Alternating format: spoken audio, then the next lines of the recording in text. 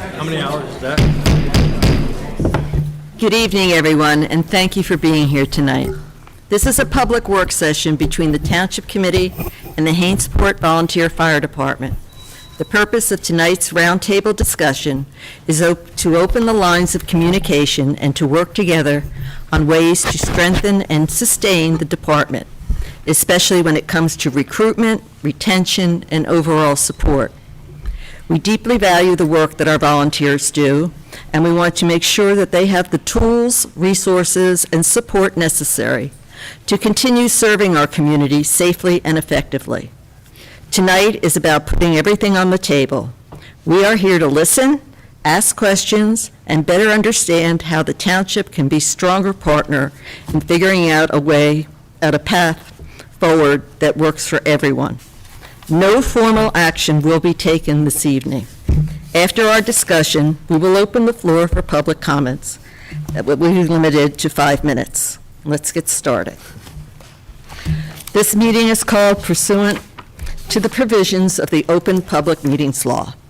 This meeting of July 29th, 2025 was included in a meeting notice sent to the Burlington County Times and the Courier Post on July 15th, 2025, and advertised in said newspapers on July 18th, 2025, posted on the website and the bulletin board in the municipal building on July 15th, 2025, and has remained continuously posted as required under the law.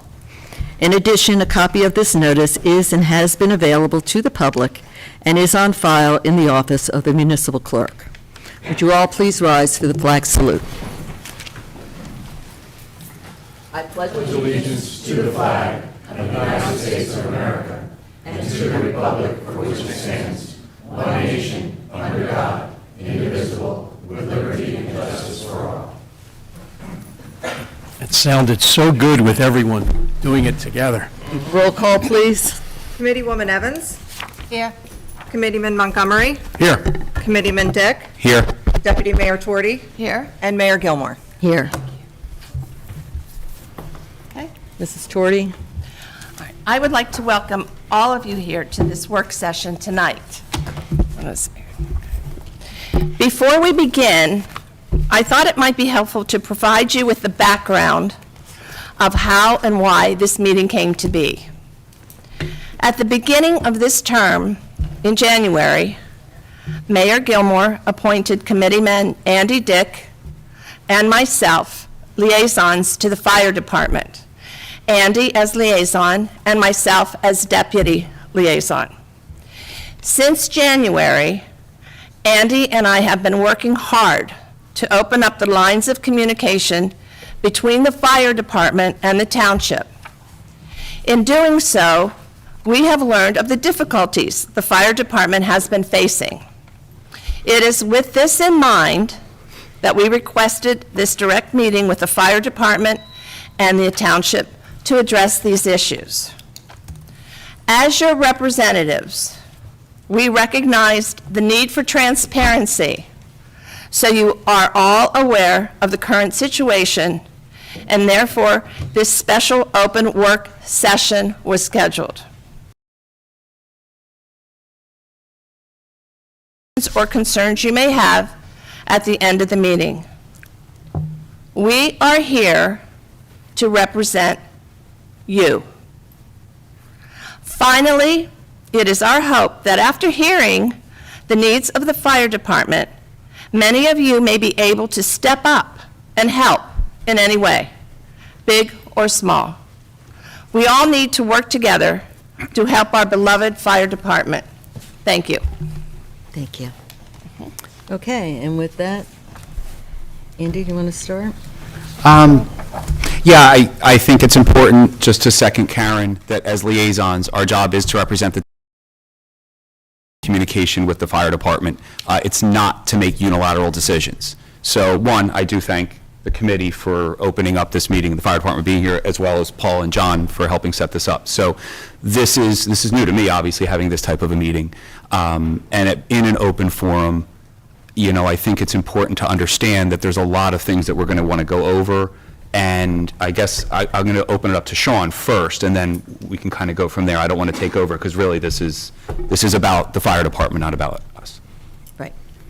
Okay, so for those of you that don't know me, I'm Sean Bozarth, Chief of Hainesport Volunteer Fire Company. This is my 6th year as fire chief. I have seen many changes within the fire company and within the township. Just move it closer. They're all pretty far. So, when I first came on board as chief, I was actually served a term as deputy chief before that. We had an idea to, we needed a new rescue pumper at that point. Okay, I will admit that we asked for that first. The issue that, at that time, we did not have any warehouses, we did not have any 3-story buildings or anything like that. So as the township evolved, my decision had to change. I'm not a truck company guy myself. I do not like aerial devices. I'm more of a engine company guy. But to better support and serve the residents of this township, I strongly feel that we need to get an aerial device in place because of the growth in this township. We now have warehouses that we cannot access the roof if need be for inspections or ventilation system issues such as that. We are now looking at 3-story apartment complexes, which we have no way of reaching people if they are stuck on a balcony or anything of that nature. And now there's going to be assisted living community being put up on Marne Highway? No? Not by us. Yeah, That's not an assisted living, they're just What- apartments. Is this apartments? Just Okay. apartments, All right, so that's 3 stories, is that correct? no. One building has 3. They are One 3 building has stories. 3. Okay, so you have, okay.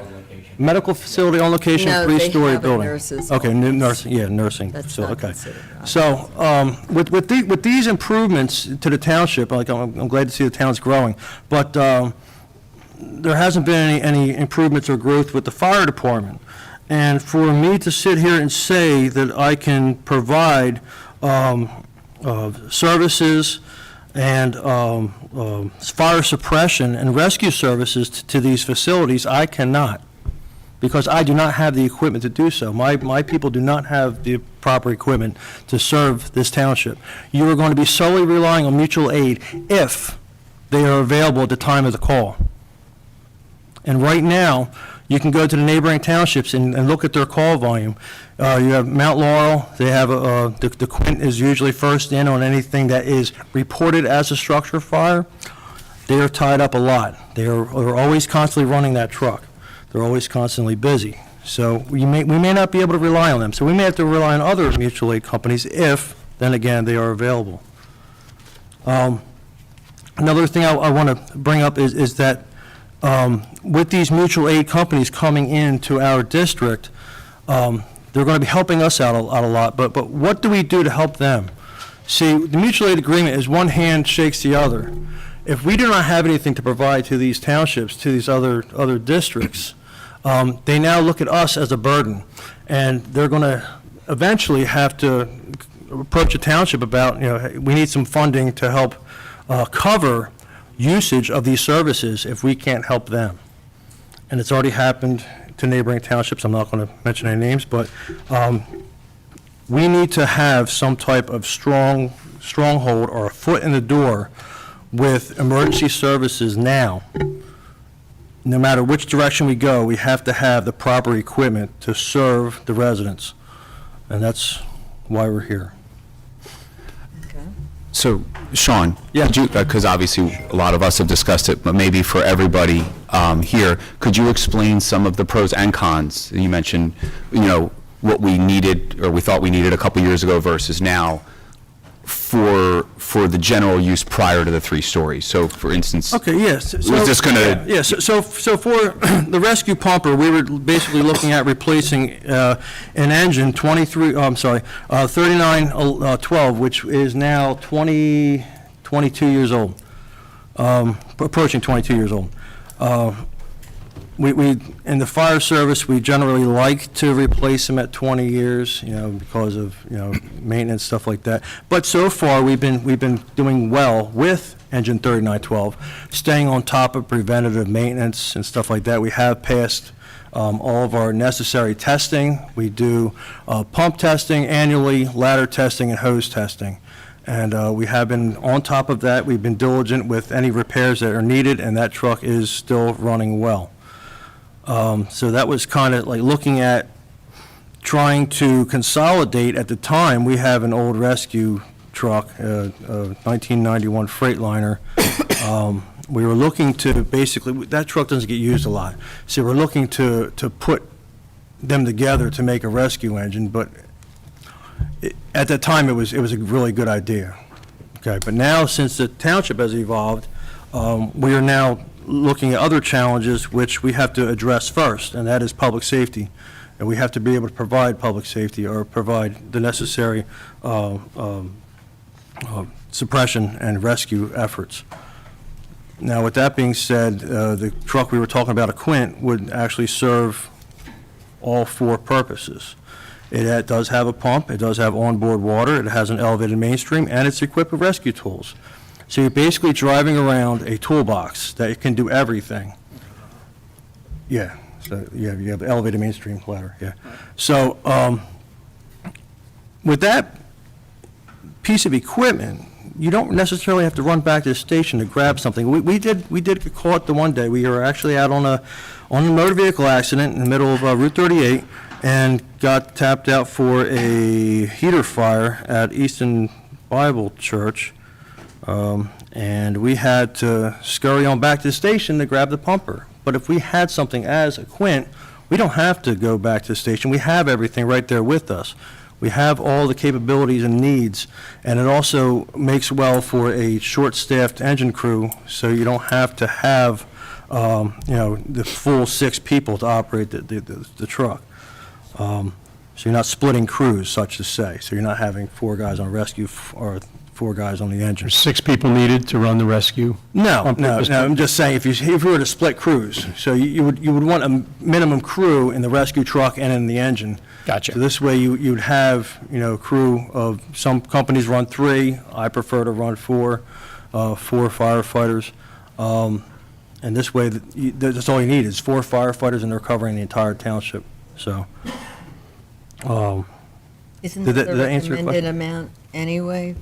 What's that? Isn't that the recommended amount Is, anyway? yeah. So we have a 2 in, 2 out rule, so you actually have to have an driver, officer, and 2 pack people. Officer is supposed to take command upon arrival, and then your 2 pack people will be your 2 in, and then they have to wait for another 2 from another agency for 2 in and 2 out. A lot of times, we find ourselves responding to alarm systems that turn out to be something else. They turn out to be an actual, working fire.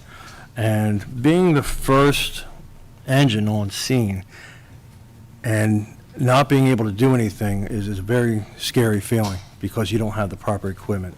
So with that Quint, we would have everything necessary at that point. We had an incident where we had an alarm system at, what was that place, George? The linen place? Yeah, Image First Linen. Image First. So we pulled up and smoke's billowing out of the building, and it was just an alarm system, so there was never upgraded as a structure box. And everybody, like all the other, companies argue, well, you have a ladder dispatch on a structure box. Well, that's after we find out that it is an actual structure. So we're sitting there with our tails between our legs waiting for these mutual aid companies, and it's not safe for the community or the residents, so.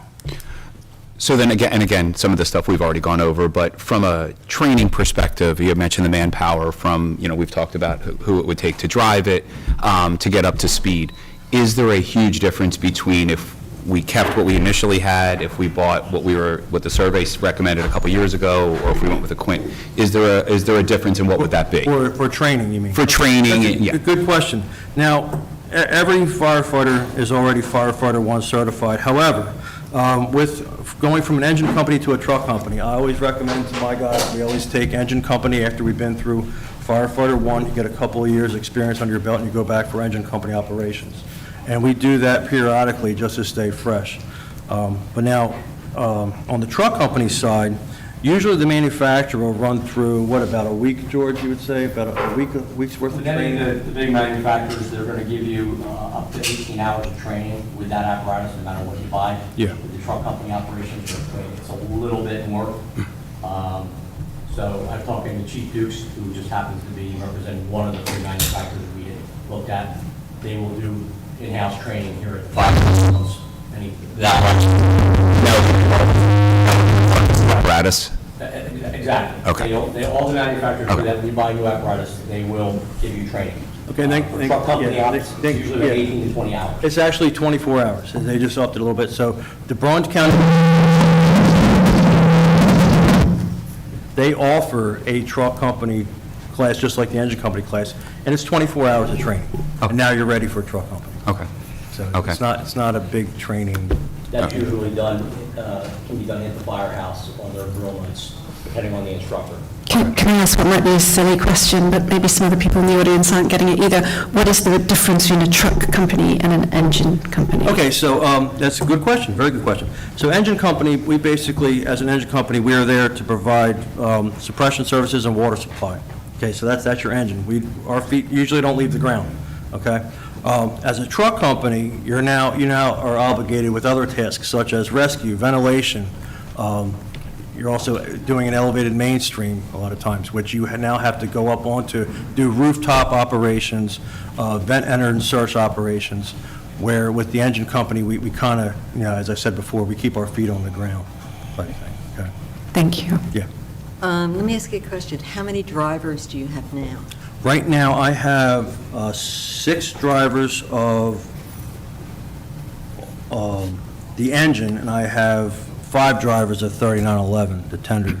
3911 is a specialty piece of equipment.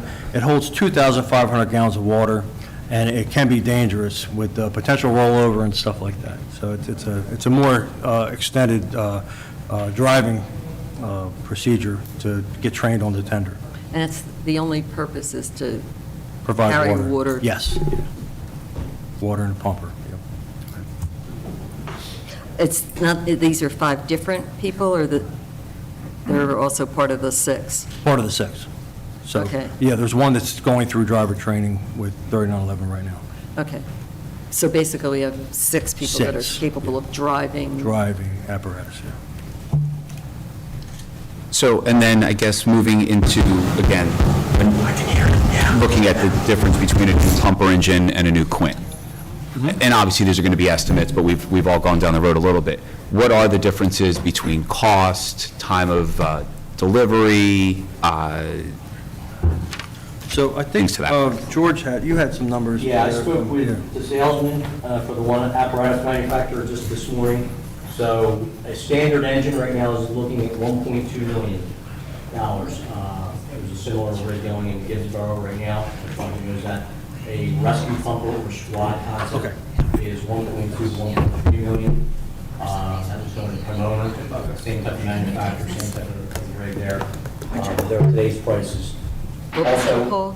What's that? What was that called? The first one was standard. What was Yeah, the? the first one was an engine, and the second one was a squad or rescue pumper, terms used interchangeably. Along with that, and this is with all the manufacturers, with supply chain issues and whatnot, most of the fire trucks are custom, they're built here in America with the exception of the electronics. We still have to get them from overseas, so we're going to start looking at 3 to 4 year timeouts once you order the truck before it gets in. They've had numerous raises, price increases since then. That's going to happen again, and we're also going to be coming into the next generation of EPA environment concerns with the motors and emissions. So they're phasing out right now. The Cummins L9 is being phased out right now. You cannot get that motor anymore. And the Cummins X10 and X15, there are going to be significant increases to the price of the trucks come the fall and into 2026 and beyond, because you won't be able to get any of this anymore. And these are all things that the manufacturers have to build into the truck. We can't waive it, and they can't waive it. So, and that's going to be bigger prices with all that stuff, unfortunately. And then the cost for the Quint? And The again, Quint for the one we had just looked at with that deal was 1.3 million, 101,331,000. okay. And and that was a demo truck that's not basically been built yet, and that delivery time was like a year and a half, like half of what anything else is. Okay. George, can you take that microphone and turn it on, Lisa? This one? Yep.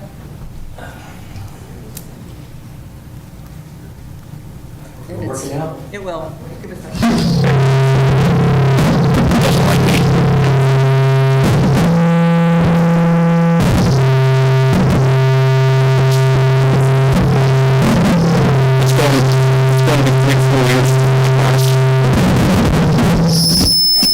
Because we didn't take the deal. So. We didn't take the deal, so now it's going to take us 3 to 4 years to get a truck. If it's ordered, the truck that, the deal that we had Any in of the E1, trucks. that truck is, as of this morning, I checked, that truck still has not been purchased by anybody else, but Middletown, New Jersey is looking at it right now. So Wes is the president and CEO of E1. They said if somebody gets them the letter of intent to say this is what we really want to get, they'll hold it as long as it's not sold by them. So as of right now, it's sold out. But So- right now, it's not an emergency that because our trucks are being maintained.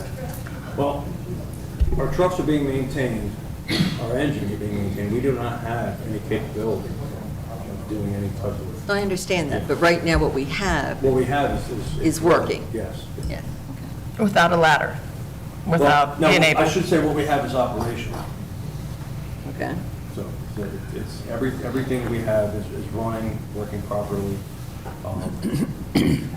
I mean, I know I saw trucks out here Yeah, a week or we're so doing ago, it. the water hooked up and, So we've been an engine company for the entire duration of the volunteer fire. What happens, I mean, forgive me again for my lack of knowledge, what happens if we need to rescue somebody from a second floor of a building? We have ground ladders on all the apparatus that we currently have.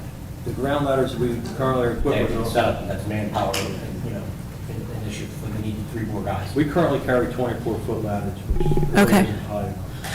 How many times have we had to rescue somebody from a second floor of a building in, say, the last 2 years? Well, we throw ladders on every working fire, because guys are going in, and if they have to bail out above grade level, in fire services, top fire guard one, every window, basically, you're getting a ladder. So as people arrive in the fire scene, everybody's grabbing the ground ladders and throwing them to the building. That's why sometimes you'll see, it looks like sticks all over the side of it, so it's nothing but ladders. And we can do that up to a second floor. But now that we're going above that, and we've got a lot of 50-foot warehouses now, that becomes, we can't do that. Mutual aid has been great. However, like I said, these departments are now running 4,000 plus calls a year of their own, and they're not always available. So the contingency plan is, okay, what if our call comes in when they're busy, what do we do next? It goes mutual aid, there's a hierarchy, but now you're talking 15, 20-minute response times. So we're looking at all encompassing, if we're looking at a new apparatus and looking for the future in the next 20 years in this town, what is going to benefit us the most, especially with dwindling volunteers and manpower. Hydraulics equal manpower. So we flick a couple switches, you can, that's like 4 guys. You can send 1,000 gallons a minute, aerial waterway, you can effect a rescue with 1 person. You can get that ladder right up to a window in most cases. It's not the catch-all, end-all, be-all, but for where the fire service is headed, that's basically whatever most communities are doing. So can I jump on, and wasn't my question, but it's a good question from a couple weeks ago. Some of the research shows that for what we would need, we would actually need a 100-foot ladder, not a 75-foot ladder. Could you explain why that's the ask and not a 100-foot? Yeah, I can do that one. That's easy. So,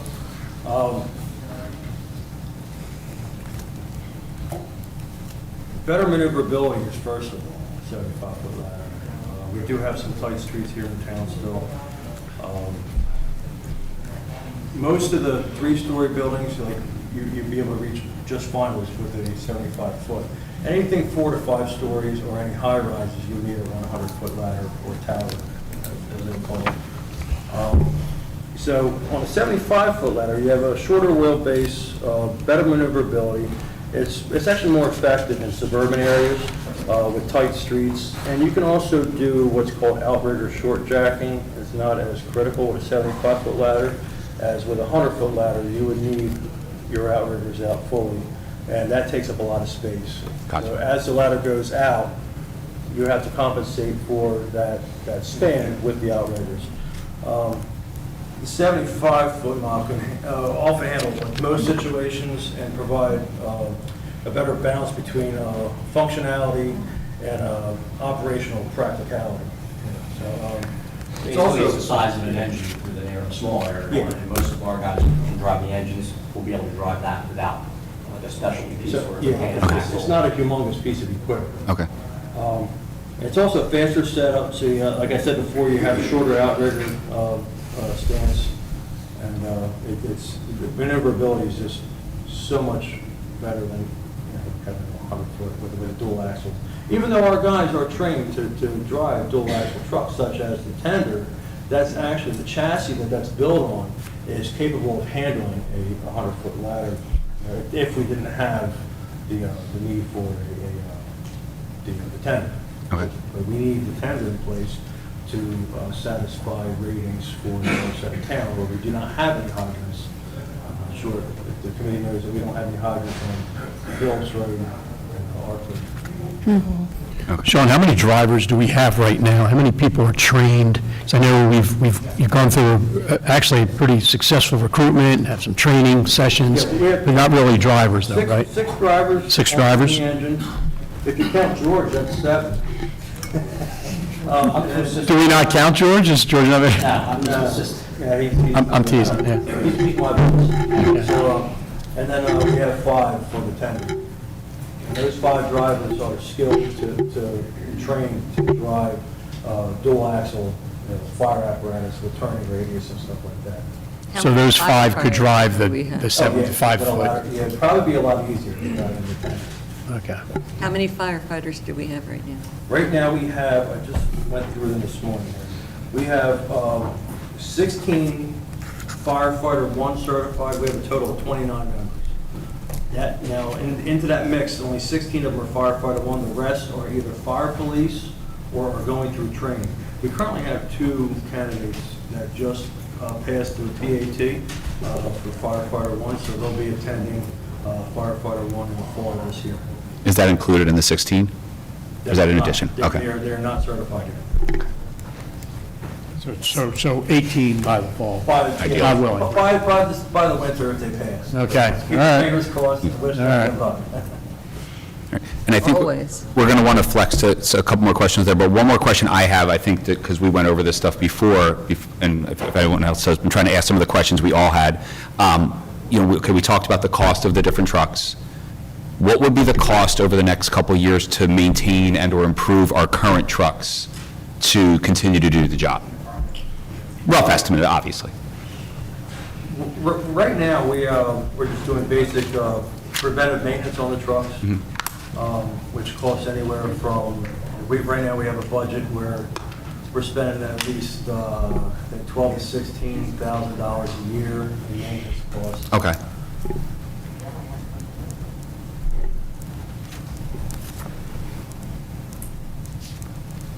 And, I'm sorry. No, go ahead, Karen. Just sticking with the truck for now.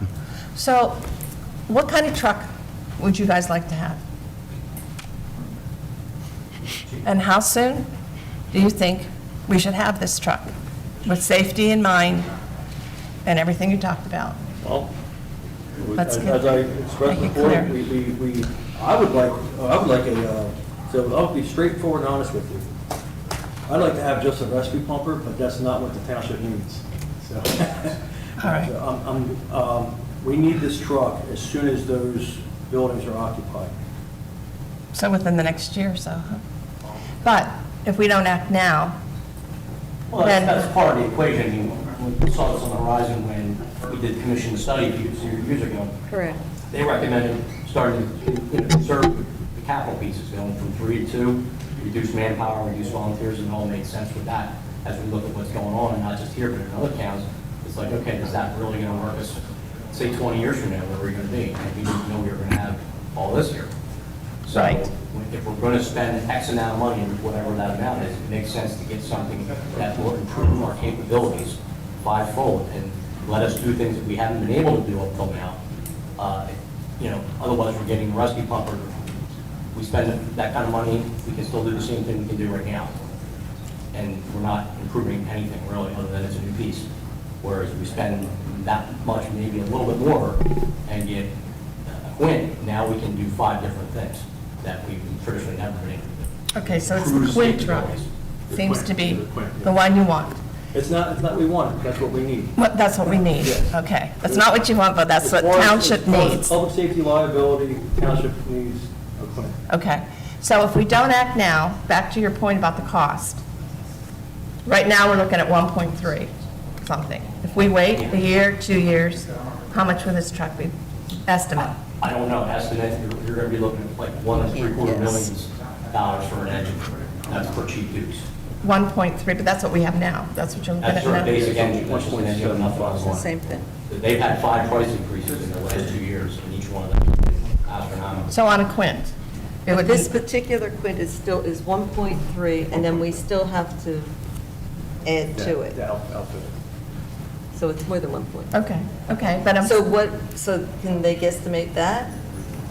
The outfitting of the truck? Yeah. You're looking at Just out of curiosity. under $100,000. An additional 100,000? Plus, you got to remember, we also have, we have equipment already, like, we have the air packs and tools and everything, so that's not going to be a tremendous expense. What is going to be an expense is going to be the additional rescue equipment that we're actually not going to put all the rescue tools on this truck, so we're going to have to upgrade those. Because everything's going to have to be battery operated and portable, so we're not tied to the truck. Right now, we're operating off of a hydraulic line. So, and I guess because obviously none of us can guess what increases will happen in the next 12, 24, 36 months. Without the demo model that we're looking at, how much would this cost on the regular market now? 1.7. Okay, so we're looking at, okay, that's, That's what we're yeah, looking at. yeah, okay, Outfitted, fully outfitted. yeah, versus, Just the quint, That's just the truck. just the truck. Yeah. And then outfitted, Most of the equipment they do have, other than bracketry. Right. You do have one there, ropes, carabiners, things of that nature, because it's an aerial. But everything else would come off, in theory, come off the other trucks. So you did mention the study that was done. Yeah. And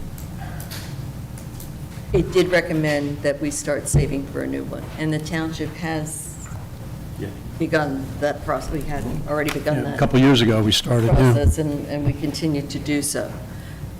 So because it was our intent that we would then be able to pay for it in full when the time came, when the equipment was necessary, not to necessarily put the money out first and have to go and bond for it and pay interest and have that liability over our head. So,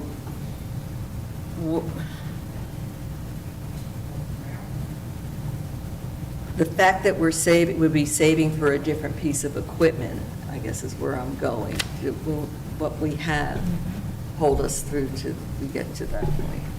What we have right now will hold us through till we get to that. for 10, 15 years. It's not going to be 10, 15. No, not that. Well, we only have, what do we have right now, 400,000? Speaking to it. Is that what we have, 400 or 500? She can't hear you. So if we have 400 and we need 1.7, that's 13 more years, and if the price goes up by then, it could be 15, Slide it up. Well, the price is going up. no matter what.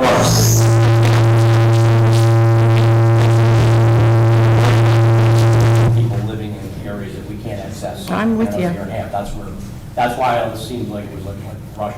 We had a truck committee already that was put together after the survey, and this came up during it, saying, hey, we really should be looking at something that's going to fit the community instead of what we had looked at before.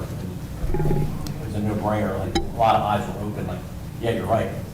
Because we do rely a lot on mutual aid, and that's great. But like I said, our mutual aid is also covering all the other towns. They cover 295, they cover the turnpike, and 4,000 plus calls a year.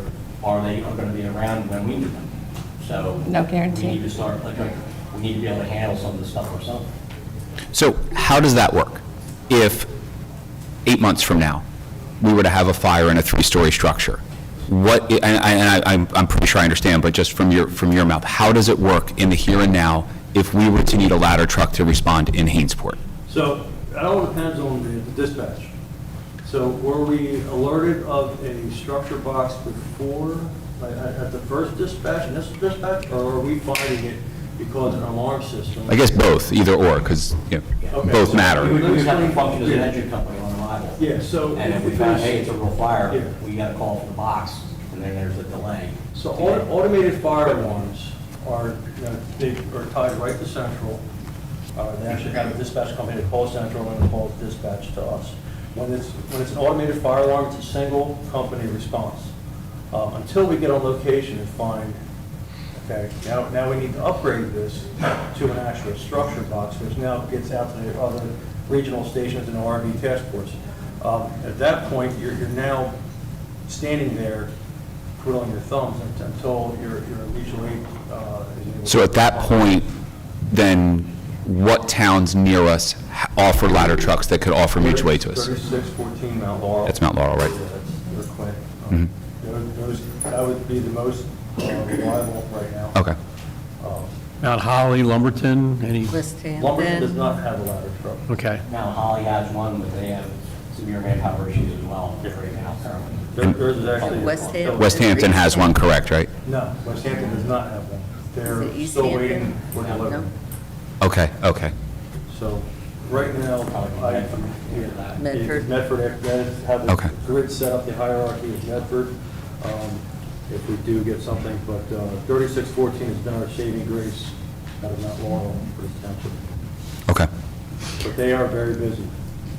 Do Lumberton and West Hampton have warehouses in three-story structures? So that's why West Hampton is ordering a truck. Well, West Hampton they had a ladder truck.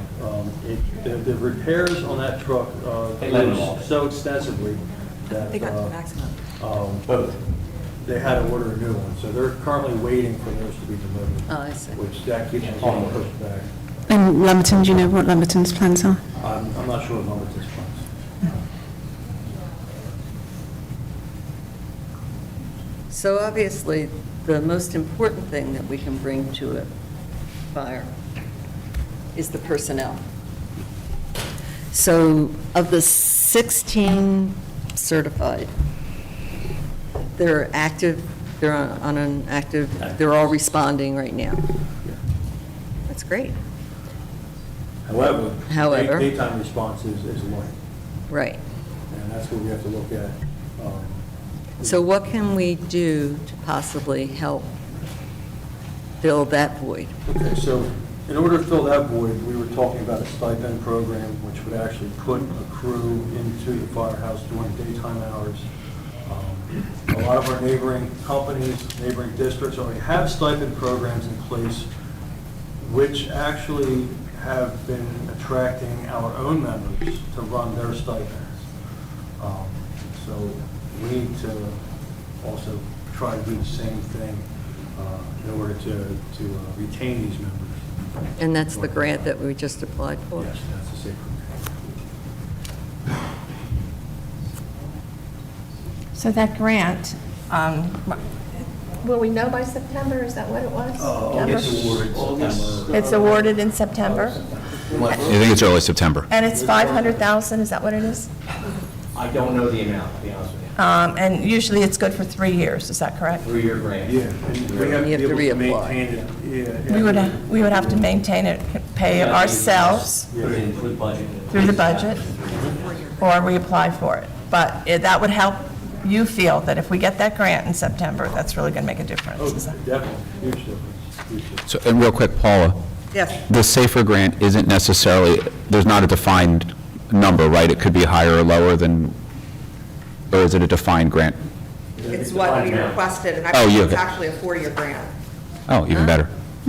Oh, great, that's which better. is a little under $500,000. Okay, thank you. So That'll help. four-year grant, 400 some odd thousand. Yes. Which would, based on our numbers, cover the daytime stipend that we had discussed. So for 4 years, we would be well covered if that worked. And then what that grant is then, just so for the audience to know, is that if I understand it correctly, we get that grant for $400,000 for stipends, and then after that 4 years, we need to be able to pick that up and carry that through. Can you reapply for it? So I will. Can you reapply, or is that, if it's around then? It's not designed for that. Technically, Right. it's to start you. Just get us in that started. Direction. However, there are agencies locally that have somehow received it twice. Some departments have received it multiple times. Okay. It's not supposed to work that way, but We would need But to, either way, so we'd have that for the But we 4 should be years, prepared and in the to- meantime, we'd be able to put in the budget yeah, so to plan, cover anything that. plan for the worst, hope for the best type of thing. Exactly. Yeah. Whether it happens or not. I think it's a good thing to do. It shows, I think that the individuals feel that they're valued, that they feel that they're valued more. That's quite understandable. like I said, in today's world, we're having trouble getting volunteers, so you get an 18, 19-year-old kid who gets basic training. Right. And if he's in the town, and the town next door is going to give him $100 to hang the firehouse, where do you think he's going to go? That's Yeah. the commonality. We do have one of our members currently right now that does stipends for the township. So with the stipend and obvious need for not just retention, but recruitment, you know, I know it's something we need to talk about. Where are we at with, and obviously get, you know, whether it's a new truck, whether it's a stipend program, the admin program, we hope that all helps. Where are we at with, you know, you mentioned 2 new people in the pipeline now, with any kind of new recruitment processes or fundraising? I know we had the one fundraiser that we started. Yeah, we had a successful fundraiser, that was, that's actually your, that was great. Thank you for that idea, by the way. You're welcome. That worked out well, that platform was good. That's still open, right? Yes, that is still Still, open. Bruce, So yeah. if anybody would like to donate, it's still active. Yeah. A number of us have sent Are we- emails out to try to Is do it that. for a specific thing, or is it just for general We funds? are looking to upgrade all the rescue tools. So the money that's been donated Is donated. through that Line program that, yeah. is earmarked for rescue tools? Verticalraise.com, Yep. right? Yeah. So, touching on recruitment, we have been, you know, posting on our social media platforms. We're actually in the process of getting our web page redesigned. Right. Good. So, once that gets up and running, I really want to start pushing on the web page as well. We're using Facebook. One of my guys posts Instagram. So we're trying to reach out. We're also trying to use the platforms, because I was told the other day by my son, he says I'm old because I still use Facebook. Right. So we're trying to get to the platforms which these younger Right. kids, the younger generation, that's what we need. We need some young blood Yeah. in the fire company. So the Instagram and everything has been working well, trying to reach them. And we have the sign out front. Right. And for everybody in the audience, we are there Mondays and Wednesday nights, 6 to 10, so feel free to stop by. Or send your children, grandchildren, whatever. We'll put them to work.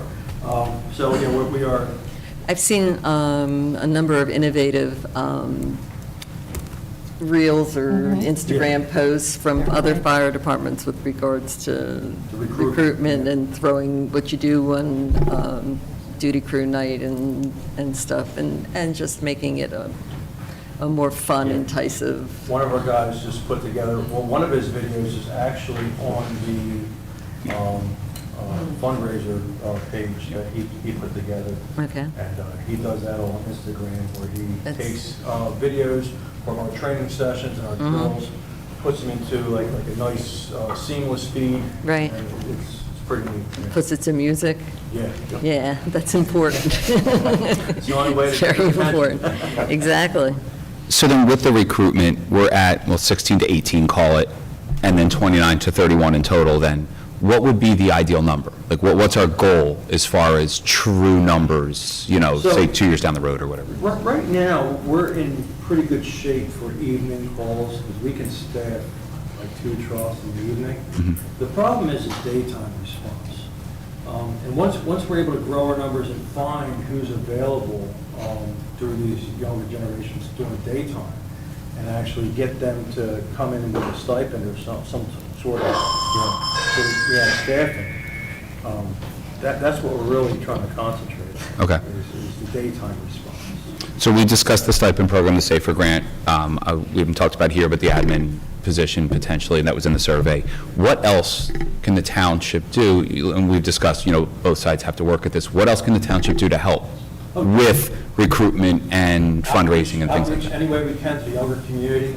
I do know that, I saw that Donna Casey had a program going for trying to, find volunteers to help out with some of her projects. And I've also hinted to her that, hey, after we've done that project, I'm not so any way that we can reach out to the younger generation. Also, it works very well if we get a small group of the younger generation for them to broadcast it as well. Right. So like using my son again as an example, but I always tell him, go So tell your friends. That, what you're talking about with Donna, I'm assuming is the Hainsport Helps group we started. Yes. And that's actually through us up here. Okay. We can talk about that afterwards. I mean, their goal is to more do like, weed Right. flower beds and stuff. Well, But hey. but that's something we can talk about offline. And Exactly. It's Yeah, we're already up to about 23 volunteers. We've done 6 or 7 small projects. We have another one in the fall, potentially in the pipeline. But that's something you and I can talk about, or we can talk about. You touched on something, another subject I could bring up, and that's volunteering down the firehouse is not just being a firefighter. We have so many positions that we need to fill. We have administrative roles, such as, president, vice president, stuff like that, treasurer. And there's always room to have people come down to help. So you don't have to necessarily be a firefighter. You can be good at... You don't have to have a fire background. No, you can come join and be good at building repair, building maintenance, a building engineer or something, or HVAC, or, there's so many jobs that... That would be a great list to get. Yeah. Yeah, And I like, was just gonna I say. think that's something we can help with outreach as a Right. community, not just as a committee. Right. Yeah, I mean, that's something we can get out there to the Get that. community, and there's plenty of people that want to help if they know they can. You wouldn't know how many times that I have to drop what I'm doing and run and go, check Yeah. or fix the air compressor or... No, that would be a great list to have. Like I said, that's something we can Right. facilitate from up here, but really the community, I think, would love to That would be help with great. that. I would love Yeah. to have, Yeah, so that's something else we can talk about offline, but yeah. Because there again, they could set up something like with the help where they Right, sign yeah. up, they were available. Yeah, for so many I can set it up days, exactly and- like Hainsport. Yeah. Yeah. And presumably, that's, older people can help with that too, not just the young people that you want to recruit for anybody firefighting. and everything, yeah. Right. As long as they don't get in the way, they can actually help. Well, I don't mean, What are you volunteering to do?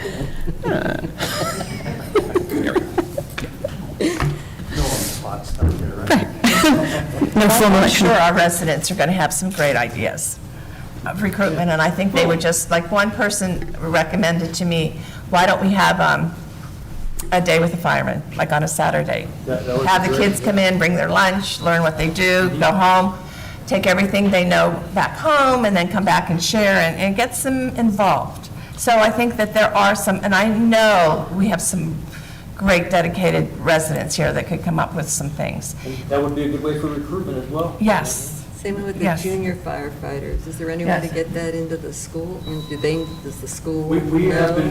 we're trying to work with RV. I'm actually dealing with somebody from Mount Holly right now. She's in communications with RV. We're going to have a program where we'll have like one table, but it'll be for all the districts. Because what happens is we want to try to keep the students going to the fire company of their district. Right. Unless there's an issue or whatever. But like, for example, you really don't want to take somebody from East Hampton and have them Right. come over to the Haines. Right. Right. Keep them in their own district. And with RV, you have all the... 5, yeah. You have Are the 8th graders too young, Sean, at Hainsport School? You looking for older kids? to be in high school. Yeah, right, okay. Okay. But that might be, I don't know, just thinking when they're 8th graders, just maybe plant some seeds, or I don't know, something like that. I mean, that might be some type of, I mean, if we could get a big enough group. and yeah, stop- no, really, seriously, yeah, plant some We could seeds. start the program. Yeah, I mean, they're not allowed to do anything, but. Right. I mean, quarterly or things like that. Right. Learn, hey, when I turn, 16, how I can be a junior. then I can have a goal, I can strive for something, you're pre-junior. Now, if we could get enough children, like under 15, there is a program through the Boy Scouts of America that they will actually handle, it's an Explorer program that they run, and they cover the insurances and stuff like that for the program. But the issue is to get a charter, you need to have at least, I believe it's 6. And that was always the problem, is trying Right. to get 6 children together at one time for an Explorer. Yeah. Yeah, yep. My daughter was an explorer at one time. I'm very familiar with that. Yes, great program, great program. Okay. Were you there when we were talking last weekend with the officer? And he Bowman? yeah, and he suggested that perhaps one of the things to entice the people, and I don't know whether it's something that's doable or not, here, was to have a vehicle Yes. that they could take home that had Lights? and had certain equipment, like if they had to just answer an Alarm. or, to change the smoke detector, or to get back to the firehouse, or to do little things that, To spot interest, yeah. right, to spark interest, that it might entice So, people. yes. Do you know what he's talking Yes, about? yes, I do. Yep. You've heard of that kind of a program? Is that something that we would be, or it's not really? It's Feasible. It's feasible if we have the group to do it with. So. So how could we go about getting that group, or getting a group that might be, or do you just advertise that we're thinking about doing this? Advertising and see if we can spark interest. Like I have in the past, I've reached out to the local Boy Scouts troops to see if we could get enough people. It just never came to fruition. There wasn't really any interest. So we're talking about a new state trooper that is assigned to our area, Officer Bowman. And he said he started out as a volunteer in West Hampton, and he's very excited to get involved, and he has some ideas. So we're really happy that he's going to come on board and help you with that. But so one of the things he was saying is the kids that were like in their 20s, they had a car that had the lights on and sirens. So when something went off, they were so excited to be able to drive that car to the site and participate. That was exciting for them, and it was fun for them, and they really, really enjoyed it. So that was just the point that he was trying to make, that just a suggestion of something we could do. But we're looking forward to working with him, because he really wants to help out, so which is great, great. So I think he might be a good asset to Very good asset. lead into. I don't know whether he's introduced himself to you yet, I or know. he's a tall guy. He's very tall and very enthusiastic, and he really likes Hainesport. Yes, so he does. We like him. Yes, we do like him. Very nice guy. So obviously, recruitment is a top issue for our department. That's one thing that we really, really need to focus on and help them any way we can, is recruitment And retention. and retention, yes. RRS, Recruitment Retention Support. Yep. So would it pay for perhaps people to volunteer to help write out some kind of a program to guidelines, or, helpful things to do that might help recruit and maintain? Yeah, we would like to have a list of. So that could be Duties. people from all over the town that might be managers, and there are other, and have other jobs in different fields, that it would just work well with getting you up and running. Yeah. I think they're having trouble hearing. Are you having trouble hearing in the back? They're not hearing anything. I can see it. Fire chief. That's, You well, guys can hear me, right? Mayor Gilmore? Well, I can't even hear. well, the most If one of the important thing committee is members we can are share their talking mic to each other. with you, that would be great. No, the problem is because you guys are sitting so close, the portables reverberate because you're so close. So the solution would be for one of the 5 committee members to give up their microphone, and then maybe 2 can share. Never mind, because you're, Thank you.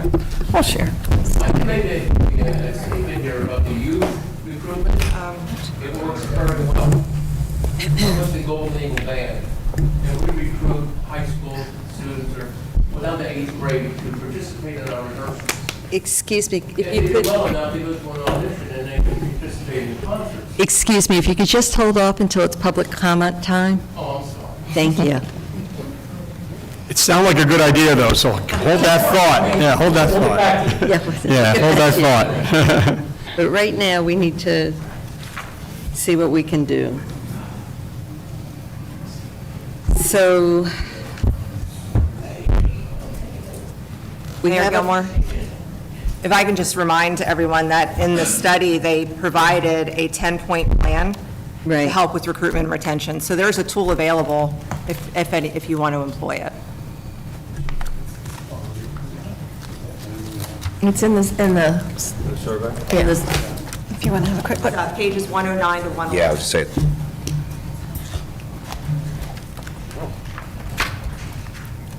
in the 121-page survey. So you know, we're on for it. Skip through the first 60 pages. This straight. So maybe we can break it down into smaller categories if they have 10 points. It says leadership must set the tone, establish a welcoming environment, develop year-round community relations, and I think that's where the auxiliary does a great job. Yes. You did a great job. Assemble a formal recruitment and retention committee. So we could form a committee if anybody's interested in doing that.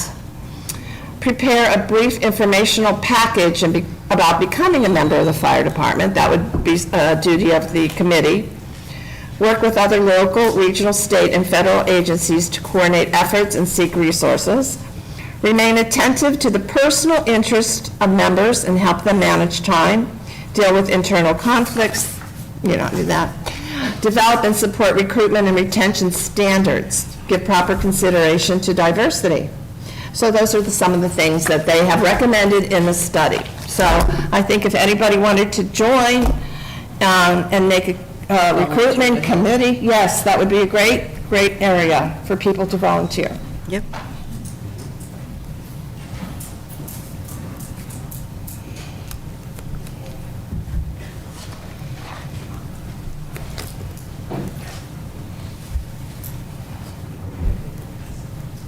Okay, what else do we need, Chief?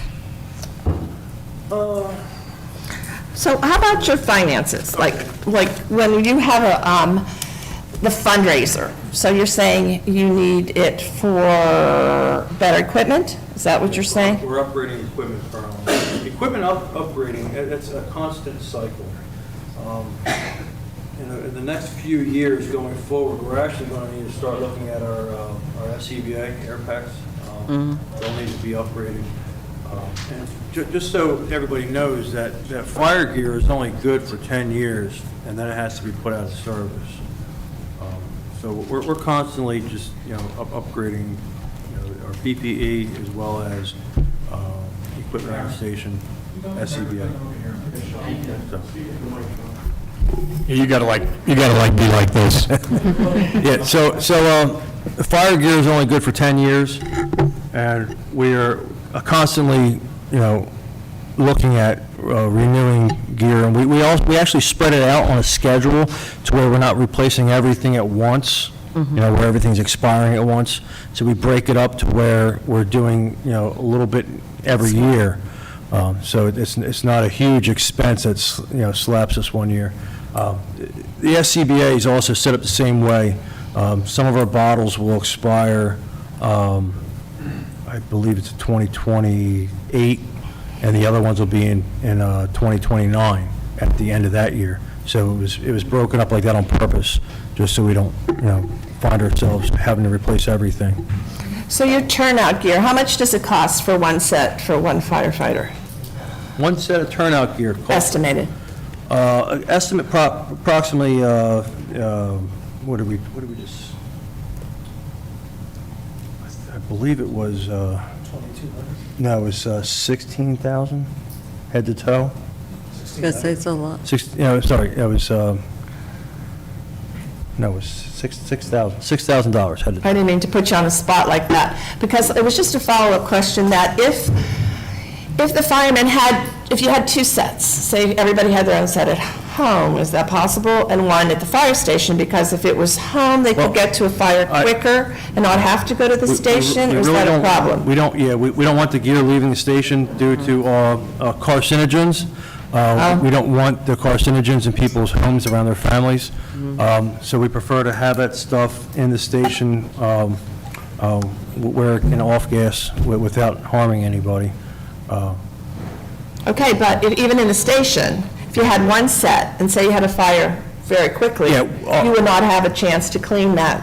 Exactly. That gear, Right you'd be putting now, we actually have, a few of our really active guys have two sets of gear for that reason. Right. So when one gets dirty, they're not totally out of service. It takes about 24 hours to completely wash and dry a full set of fire gear. Wow. So instead of putting that individual out of service, they have a spare set. And that's also comes with a cost, but we have to keep them in service. And that's the fastest it can be done? Yeah, 24 hours, yeah. It's the drying process takes the longest. We cannot use heat to dry the gear, or it'll actually deteriorate. So it's basically an air dry system. Oh, there's not even a specialized machine or? There is. It's a specialized machine, but it can only take it to... You do have it? Yeah, but it's not like your dryer at home where it takes it up to a really hot temperature. We're only allowed to, by manufacturer to take the gear up to 105 degrees, Okay. which is like, nothing, so... So Right now. Here. Okay, so I want to bring up another issue that was in the study, and they keep talking about putting the cart before the horse. So you can't put the cart before the horse because you need the recruitment and you need the people first before we go and get a fire truck. I'm thinking, why can't we do them together? But I want to know what your input, what your thoughts are on that. Well, right now, we are getting our apparatus out for our calls. We actually only missed one call last month. I believe it was a fire police assignment. Fire police. And I don't blame the guys, but a lot of them don't want to get caught up, on a fire police job, a few towns away, and something happens here in our district. So sometimes we, like But to isn't stay in that part of town. the mutual aid? Well, fire police is it's a different animal. It's a different program. There's only a few stations left in Burlington County that still actually have fire police, us being one of them. Many of them, then again, have their own police force. So they rely on their municipal police to do traffic control, crowd control, and stuff like that. Special events such as any county programs like the farm fair, or any, like we had fireworks displays for municipalities. When we had our 100-year anniversary here, we actually had mutual aid come in to assist the state police, stuff like that. Right. But it's kind of a different program. Now, to go back a little bit to the air packs and the air bottles, isn't there money available now left over from a previous grant to handle purchasing additional things? Additional money left over? Yes, For But it's fire, PPE. for PPE, for fire. but there is capital money available. Yeah. So okay, so we have capital money, that's great. That's, they don't have control of that though, right? No, they do, we just reimburse. You just reimburse it, all they have to do is ask for Well, we it. pay the vendor. They just have to ask and present it to you, and it's available to you. Okay. Good. Any other? Any other things? Yes? think I got everything. You got everything? That I needed to ask. Yeah, we touched on Now, up to fundraising and speed, yeah. recruitment, yeah. Yeah. So, because you have your, I guess it's once a year, you do the big fundraiser where you send out, The letter, it's a fund Letters to drive, yeah, people. fund drive letters, yeah. When is that, that's out usually in the fall? Is that usually when that comes out, or when do you do? Spring, yeah, spring. Right about, yeah. Spring, okay.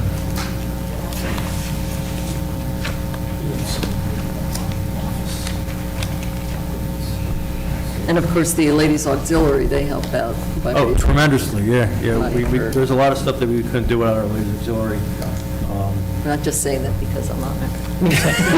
I'm one of the newest members. They're very new. Very new. But they have been. Yes, we're looking forward to Fire Prevention Week in October, because there's going to be a chili cook-off. No? What are we doing, hon? Doing, Apple pie making, yes. Yes, so look forward to that week. We're going to try to bring a lot of attention to the firehouse that week, and please come out and support them every way they can. Yeah, and of course, they have that all-important designer bag bingo. And 50/50. Every little bit helps. You sure the firemen don't want to do a calendar?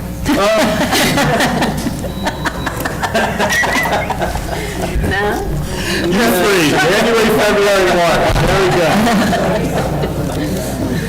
You get some of the young guys to, Yeah, I'm sure they'd be into that.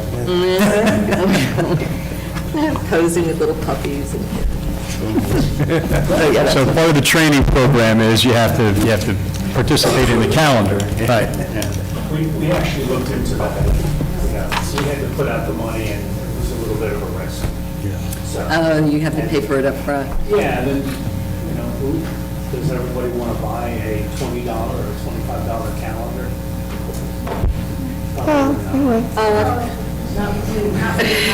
It depends on who's in it. It depends on who's in it. No, Murdy, no. Mr. Murray's volunteering, stands up.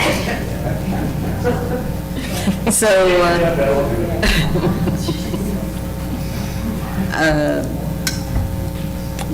no, that blew that. Got that right out of my mind. I was going to say. Wind it up. Yeah, let's hear it. So, anything else you want to touch No, on? I think I covered To everything. the, no, what? You guys good? All right, so that being said, we will open up for comments from the public. If there's someone. Mayor Gilmore, I put together some information that I think would be wonderful for the good of the group in terms of our collaboration and our continued work with the fire company. Even better. This wall?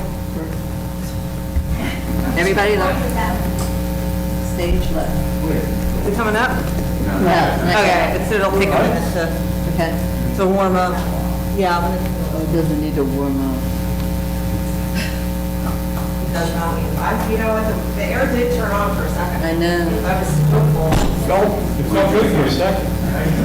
What, Oh, okay. It's a little, I think we're gonna have to, Gary's here. there we go. We call Gary.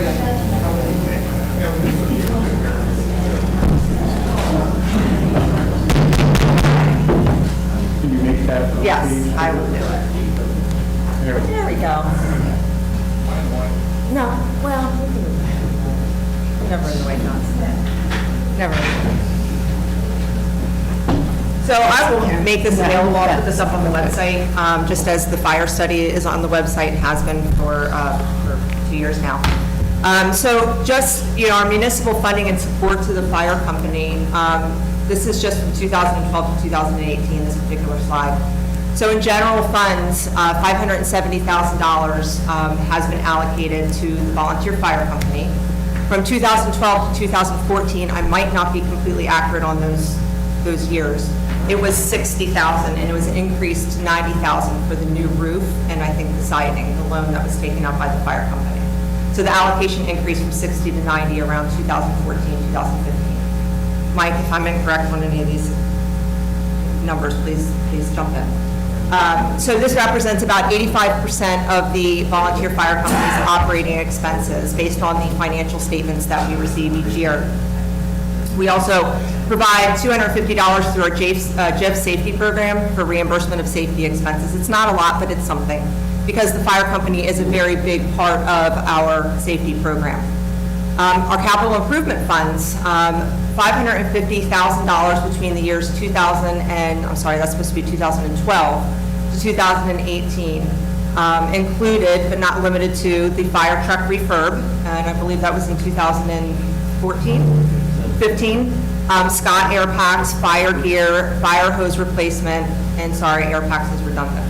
Also in-kind support and funding, we provide the insurance coverage for the fire company, which includes the 4 elements of coverage: liability, property, workers' comp, and employment practice liability. We provide fuels, or I should say the taxpayers provide fuels for apparatus and vehicles. Also administrative grant writing and grant management. I think the easiest part is writing the grant. I think the hardest part is implementation and all the financial reporting that needs to be provided to the granting agency. And we do help as much as we can, marketing and advertising of fire company information on all of the municipal platforms and print materials to all the households. And then jumping up to more recently, 2019 to 24, which is a consistent $90,000 allocation, $540,000 between those years. Again, the $250 from the safety program. And then because this is more recently, I kind of broke down the capital improvement funds that were provided over the course of those years. Fire chief's vehicle, December 2019, we worked with past Chief Mackin on that. Equipment of $10,000 was allocated in the capital improvement fund in 2020. $100,000 was allocated in the capital improvement fund towards a new fire truck in 2022. Also that year, air packs, 4 of them, in that amount, a little over $10,000, or almost $11,000. The end of that year, fire coat, pants, and boots, a little over $13,000. The next year, fire coat, pant, boot, a little over $6,000. And then in 2024, another $100,000 allocation in the capital improvement fund towards the fire truck. Also in-kind support and funding, in addition to everything that I previously stated, I left out the public works guys. They collaborate wonderfully with the fire company. Grass cutting, weed whacking, edging, any kind of needs, salting and plowing if there's excessive snow. And I know that the fire company obviously jumps in and helps the public works department as well. All of this obviously for public safety. And then this year, so this year's general funds allocation increased from $90,000 to $100,000. $250 again. We also paid Vickers Consulting $1,500 to assist with the safer grant writing. $12,650 was allocated this year and paid out for the first ever LoSAP program, which you guys voted on in referendum a couple years ago. So there were 11 qualified volunteers for that LoSAP program, which I worked greatly with Mike Houlihan on. He was great. Let me just interrupt. Define LoSAP for everybody. Sure, it's Length of Service Award Program. And then $12,450 was added to the 2025 budget for the part-time fire coordinator position. That would be a new position, and that was allocated for a partial year. And then an additional $10,000 was budgeted for a potential need for another part-time fire inspector, and that is all dependent on the hiring of that new fire coordinator position. Capital Improvement Fund this year, $200,000 was allocated in this fund for the new fire truck. And additional capital funds, and these are funds that were allocated in prior years that can be closed out and consolidated, available to the fire company, $11,711 right now for any kind of capital purchases, and that would be a useful life of 5 years or more. And then again, the in-kind support and funding remains consistent. And then grant writing on behalf of the fire company. Again, we've talked about it extensively tonight. The FEMA grant, $491,582 was requested in the SAFER grant application, and this is specifically for recruitment and retention for volunteer firefighters. And the anticipated announcement is actually September 30th. That is wrong, it's not September 1st. EMAA grants, which I worked with Mr. Challenger several years to provide radios for the fire company, and those grants, $10,000 for each of those 3 years. And then most recently, the firefighter grant, the FY24 American Rescue Plan firefighter grant, $63,000 specifically for PPE.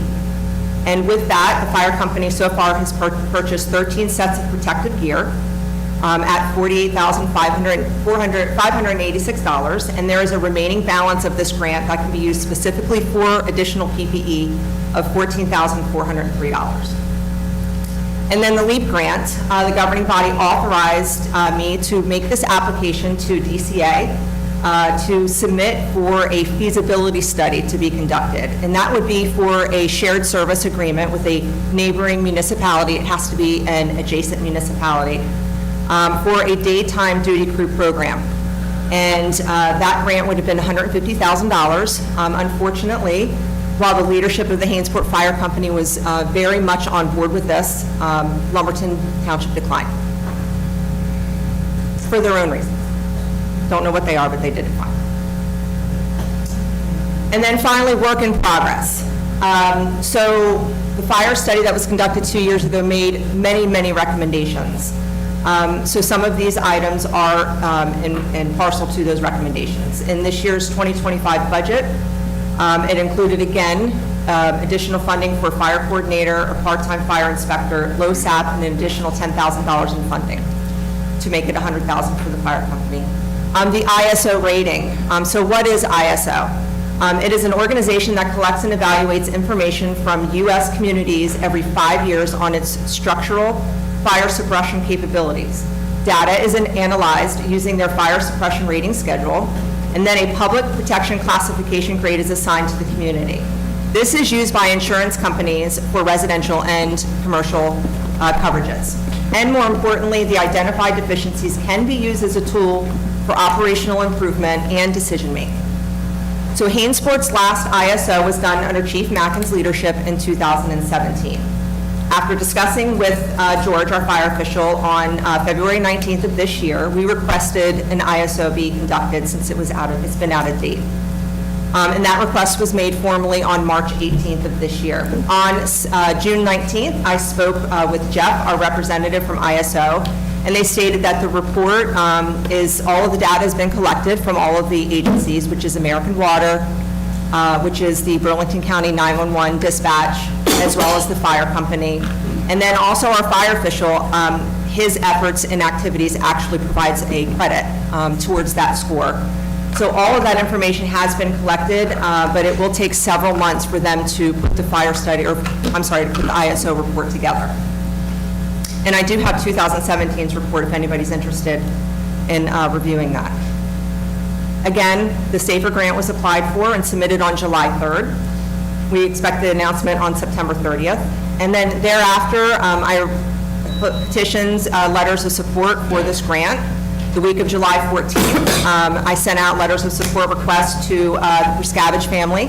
I see Mrs. Perscavage is here, 51 Easton Way, as well as U.S. Senator Booker, U.S. Senator Kim, Congressman Conaway, State Senator Tiver, Assemblyman Torrisi, and Assemblywoman Katz. And I did receive all of those letters of support, as well as Mayor Gilmore.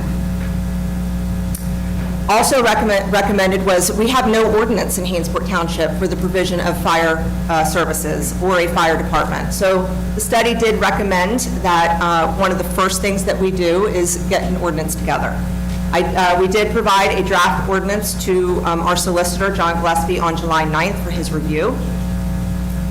And then a job description for this new fire coordinator position was drafted on July 15th, as well as sent over to the solicitor for his review. And what still needs to be completed, once the ordinance is passed, a formal fire service agreement with the Hainsport Volunteer Fire Company should be conducted. So that's just a snapshot of, I don't think that this information is available, or there's a lot of people that, don't realize the magnitude of the collaboration and the support, that the governing body has had, obviously, historically, with the fire company, so. It was a lot of work. Thank you, Paula. And just to reiterate, this fire study that we did in 2023, this whole study is on the website still, right? It is. It is. So anyone wants more information, check the website out. Thanks, Paul. Sure thing. All right. So that being said, is there anyone in the audience that wishes to speak? I see a hand way in the back, standing. The microphone is over here, it's not where it normally is. Right. You see it, yeah. Please state your name and address, please. Okay. Hi, my name is Jennifer Novak, and I live at 12 Chaucer Circle in Hainsport. I have been a resident of Lakeside Creekview. I'm also a board member. I just want to thank you for saving my house as I back up to the woods with Big Rusty. And thank you so very much. Also, I'm not sure what I'm supposed to say. I just felt I needed to say that to my lovely, Hainsport firemen. And also, I just want to make it public record that I will volunteer. And if you need, and I will need an application, if you would, and I will volunteer, and you have the whole support of the entire community. That's all I need to say. Wonderful. Thank you. Would like to name down? Where's that application? Let's get that right over there. How would you like her to get in touch with you? My secretary's up here. Perfect, perfect. Anyone else in the room? Yes, sir. Party. I'm the director of the Mount Holly Fire District. I had no intention on speaking tonight. I heard something I want to address, two things actually. First, I want to say you have one of the better fire departments in Burlington County. You are 100% volunteer. These guys have, percentage-wise, a lot of members. They answer a lot of calls. They bust their butts. I see them on a lot of fires. They should be commended for that.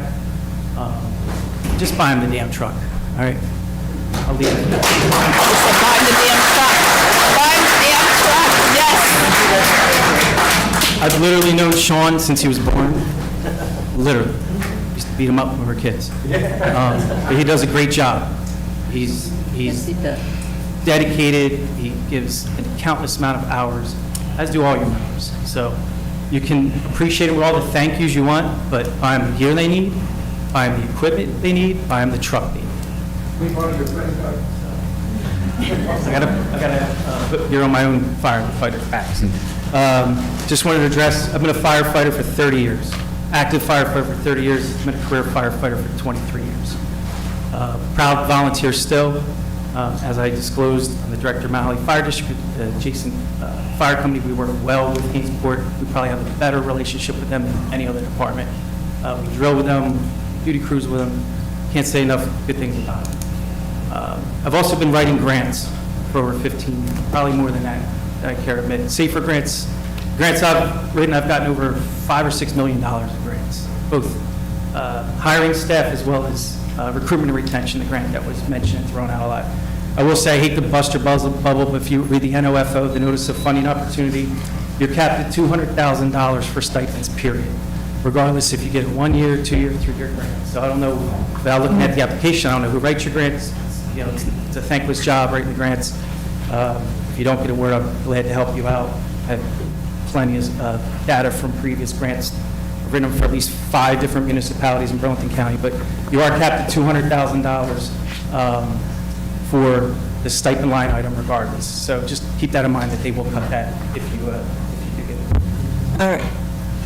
But maybe afterwards we can talk about it. absolutely. I have the spreadsheet of the awards up till 2022. Right, but the stipend, it doesn't mention in the awards what the actual amounts were. It's for other things like gear, is an allowable item. Is recruitment and retention? Recruitment, but within recruitment and retention, you can put in and get awarded frequently, actually full set of PPE per member, as long as they're a new member. Wow. So that's $6,000. So if they're going to retain, or recruit 20 new members, Yeah. they'll pay for gear for the 20 new members. My point is that within that grant, the line item of stipends, like you can put in for a grant manager. Right. A coordinator, that's allowable. So, I We mean, did that. yeah, associations have gotten like millions of dollars. Yes, we Like, did that. Right, so it's, within that, my saying is don't rely on the 400K without looking at the grant. Just wanted to- Okay, I'm just curious, because I would like to go over these with you, because like Woodland received $545,000.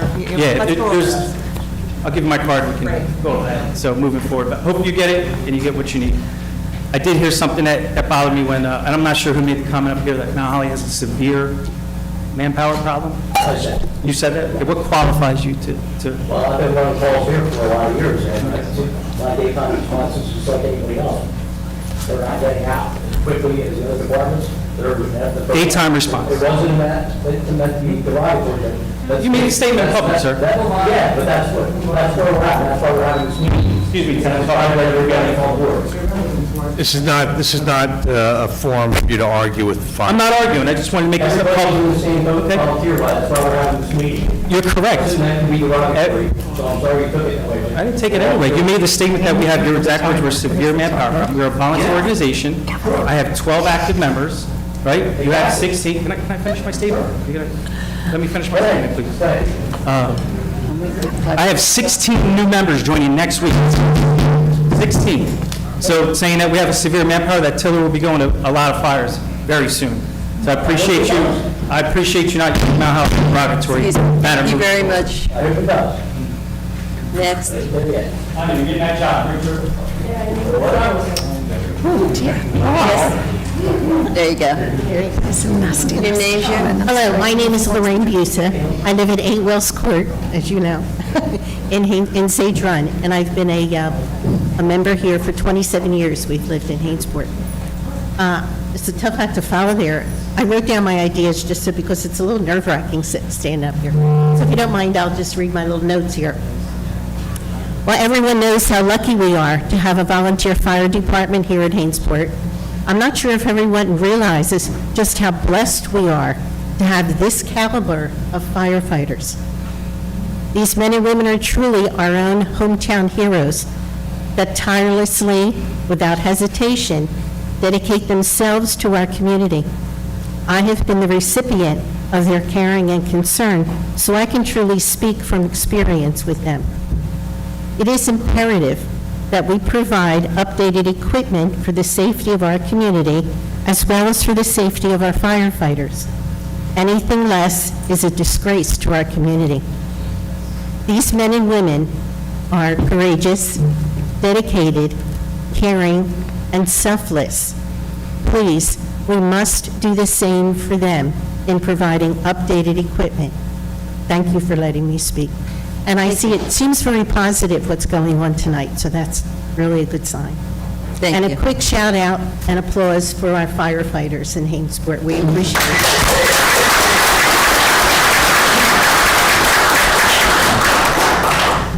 Next.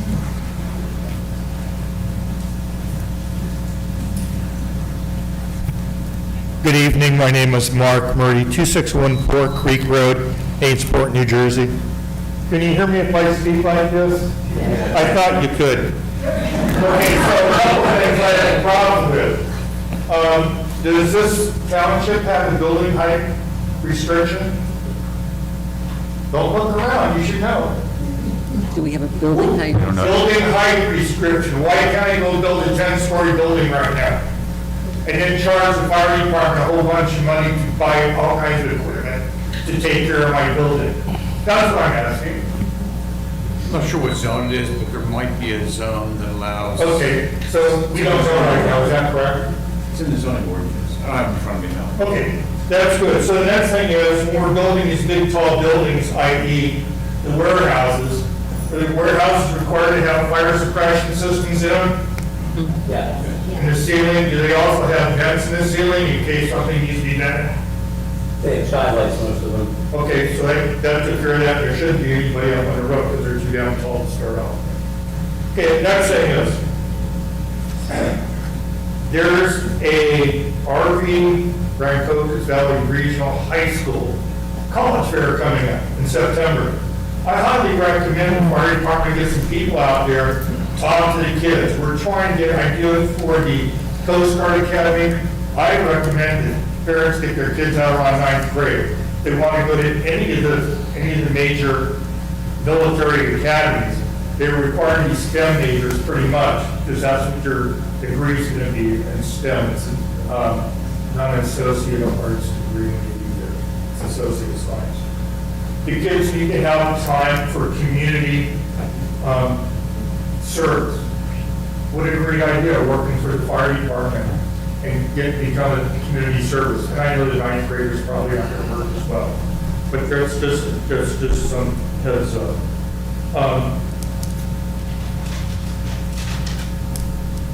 We've been dealing with this for quite a while, I know, because I saw the chart up there that says we've been doing this for a while, and I'm paying attention somewhat.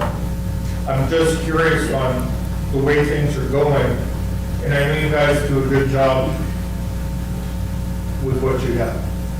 My hat's off to you. You do a lot of stuff in the community. I'm not denying any of that, except your voice is really good.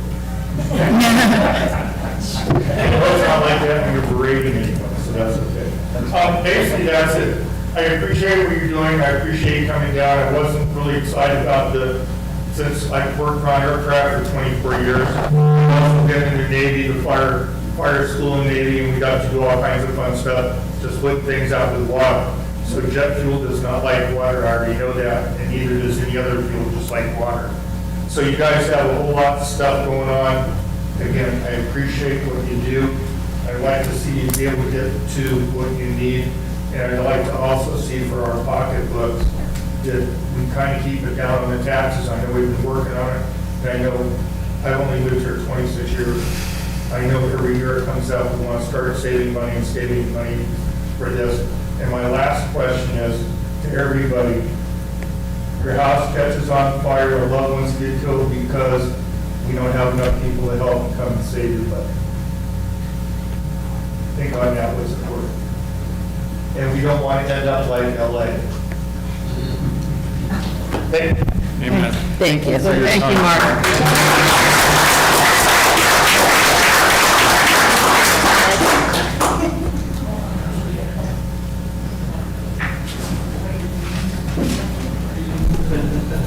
Do I have to announce? Do I have to say who it is? Okay, Bruce Levinson, 2 Court, Hainesport. So I want to ask real quick, can anybody do a simple interest calculator over here? Maybe Ken or you can calculate a simple interest for whatever interest rate it would be for a particular amount of money over the course of 25 years? So if we were to do simple interest for whatever whatever balance there is on a fire engine, what is the current interest rate, about 2.5%? Okay.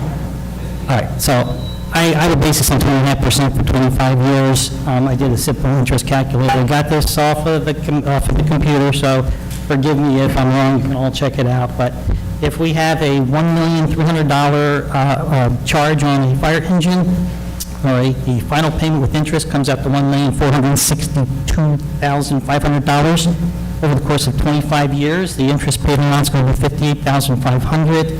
If you divide that by 28,000 residents, it comes out to about $20 per year per resident. So, first of all, the fire service is a critical service that we all need in any town. I would prefer to rely on the fire department in my own town rather than rely on the fire department in somebody else's town. Who are you going to save first, your family or your neighbor? You're going to take care of your family. Okay, so that's one of my points I wanted to make. And all these are extemporaneous thoughts that I wrote down. So I just thought I am. Hey, Steve. Okay. Bruce Levinson. So, firefighters in general, they're going to come to our need in a moment. Back off. So the firemen are going to come to our need in our moment of, come to our service in our moment of need. They're going to protect our property and our lives, and they're going to do that at the risk of their own lives. That's pretty amazing. There's not a whole lot of people that will do that. So right now, we are a small department. And I do want to encourage people to step up. They're there when we need them, we need to be there for them, and we need to step up and volunteer even in the smallest ways, whether it's 3D modeling a part for the engine, putting on a screw, or repairing the knob on a radio. I've done all those things. I've also fixed and built a breech wall for the Hainsport Day. So, I mean, these are little things, and I was happy to do it. They're there for me, I want to be there for them. And to go on. So, yeah, recruitment, retention, support is important. Golden Eagle Band was recommending or suggesting something of some sort of support. I think we should take advantage of anybody who is helping out with support. Thank you. Let's see if there's anything else here that I missed out on. So that's pretty much all I have to say. Let's see. Oh, definitely. Thank you to the committee for providing us and our residents with the opportunity to hear the needs of our township and giving us all input into our own futures. It's an opportunity for all of us to have self-determination and make decisions, and instead of them being made for us without our knowing them, we can all take responsibility and be happy with whatever comes our way, whether that's a $20 increase on our bill for a new engine. But what I say, just like the other gentleman, is buy the damn truck. Thank you.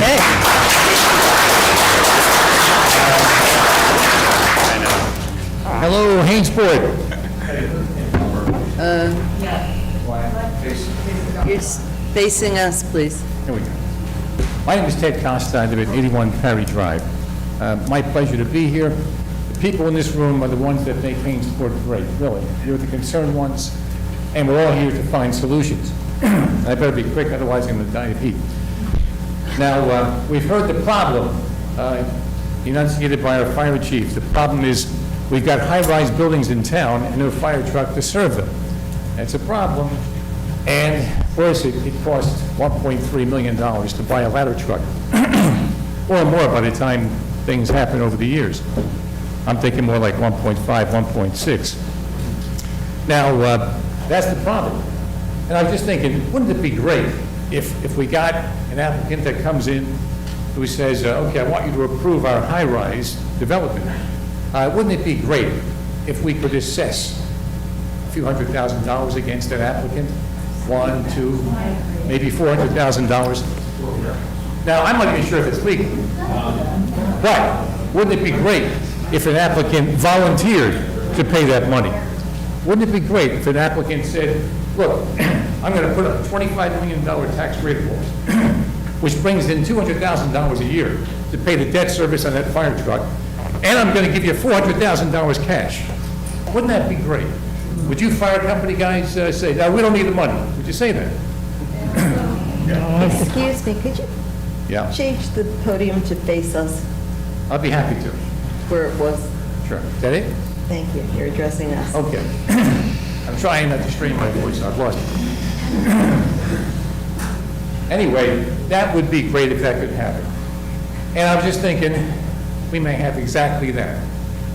We have a situation.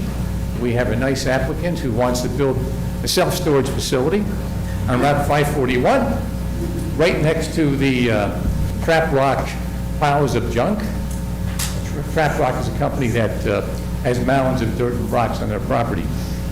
And this company will put up a 4-story self-storage facility, a $25 million rateable. A representative is right here today in the audience, and he will give the township, upon the township approving it in a redevelopment zone, $400,000. And once this $25,000 rateable is done, I figure that mathematically, the contribution annually to the town is over $200,000. Ladies and gentlemen, I think we solved the problem. I got to tell you. This, where's Richard Matera? Richard passed that down, right? I'm going to show everybody a picture of this beautiful. This is inappropriate. I'm going to pass it out. This is inappropriate. Does this guy live in the township? I do. No, this guy. He is my assistant. Ted, you have 5 minutes. That's right. No, he's got less than 2 minutes left. 2 minutes left. Before my time is up, I want everyone to know that this is on the table. Respect, please. This project is on the table. I've had some opposition in the past because of height, because of the ladder truck. But now, we got a ladder truck coming, and we think we can pay for it. And I think it would be appropriate for the town to have a nice self-storage facility that is high-tech, it's climate controlled, and I think this will solve the town's financial problems in regard to fire. Can we see this before? So I put that before you. We saw this I before. thought Came to attention. It should be before everybody. And I'll accept any comments from anybody. And the applicant's representative is here, Mr. Shimon Cantor. Just stand up and say hi. Mr. Shimon Cantor is here to answer any questions from anybody. Mr. Costa, Yeah. please, this is our meeting. Yeah. Address us. Well, I am, but everybody, they were invited. I think I should speak to everybody. How this works, Ted, you were on the committee for a couple of years, you were a solicitor for many years, you know that's not how this works. Well, I would try to stop somebody from addressing the crowd because this crowd is the people of the Could you town. please wrap it up? You have 30 seconds. And they were invited to be here for a reason. And I'm giving them a reason to ponder. I think we can solve the problem of the fire department. That lady, And 15 I think seconds. it would be a good thing for the town. Ladies and gentlemen, this structure will get little traffic because these self-storage facilities don't get any traffic. People store their goods for a month at a time, and there's no retail traffic whatsoever. And it's 40 feet tall. It's a good deal. Thank you very much. Thank you, Ted. Next. Yes, sir. Now's your turn. How you doing? I don't need this. Well, you don't know how lucky you are living in Hainesport. We give you name and address. Sir, your name and address, please. I'm sorry? Your name and address. Name and Oh, I'm address for sorry. the record. My name is Steve Biddle. I live at 15 Maryland Avenue in the Heights, and I lived there for 46 years. Okay, you're talking to us, please, up here. Okay. Thank you. Thank you. Sorry. Well, anyway, this is a great little town. It has all the amenities that you would want in a small town. You have access to everybody here, sitting here in this town. You have the ability to say an opinion, talk your mind, listen, and react. You know, it's great. How many other places you have this? And you know a lot of people now.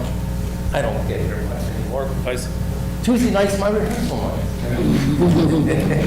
But we don't have one today. And the recruitment for the fire department, recruiting youth, it works. In the Golden Eagle Band, by the way, did anybody come to our concert first Sunday? What'd you think, huh? It was fantastic. Excellent. And there's a reason for that. We have youth coming into the band. The youth was invited during rehearsal, things of that nature. Children want to belong. Teenagers want something to do. You don't give them something to do, they revert to something else. I can't imagine a kid wouldn't want to volunteer for the fire department. How exciting is that? Learning things, be part of the municipal life. Kids will love it. Kids love music. You think they're all going to be musicians? No, but that band is voluntary. Nobody in that band gets paid. People show up, they practice, they maintain and buy their own instruments. You'd be surprised how much a bass clarinet costs. Probably 12 grand to start. Wow. For an instrument. So, of course, it can't mount to, $1.5 million for a ladder truck. But look what you're buying, money. It's a tank. These things are built like a tank. And when you need them, you need them. Anything this township needs in the course of maintaining itself and its identity in, what is it, 6.7 square miles we are? Something like that. That's gone. It's nothing. No one's going to, you blink your eyes going through Hainesport, you'll miss it. But look what we have here. If you went to this Mayberry, USA, and it's as close as you're going to get in today's metropolis. world of high rises and things. I got a question about this. Is this going where the junkyard is, recycle? Next door. Who's going to clean up the mess that they leave behind? There's enough oil in there to start a gas station. Well, I mean, that's been there as long as I've been here, and it's been there probably longer than that. There used to be a lot of stuff in there. well, Mr. Biddle, that's not for discussion tonight. Tonight, we're really here to focus on the fire department and what we can do Oh, to I'm sorry help to get off them. the track, but all of a sudden, this is staring me in the face. Yeah, It's a well. beautiful building, looks great. But anyway, back in the day, back in the early 80s, I was part of the system. Zoning officer and part-time building inspector. And Larry Korn was the leader of the planning board, along with Ronnie Haynes and Shelley Evans and things. And their goal in life was to keep Hainesport intimate. And I think through all changes, everybody else in here has maintained that air to keep Hainesport what it is. Now, I'm not saying that you need ratables, you need something for tax stability. Volunteers help, trust me. Everything you can do to volunteer for this township is well appreciated, and you get to know your neighbors. Unfortunately, I haven't been maintaining that very much. You can see a lot of faces here I don't recognize, and a few that I do. Maybe I should be more sociable like the kid to do. But again, support your local township and support safety. And that fire bell rings, those men are risking their lives. That's a price nobody wants to have to pay. Whatever it takes to get our first responders safely to wherever they have to go, it's an investment. Investment in your safety and your future, this township. We're surrounded by metropolis here, and we need to keep it the way it is. All right, hope I didn't bore you all. Thank you.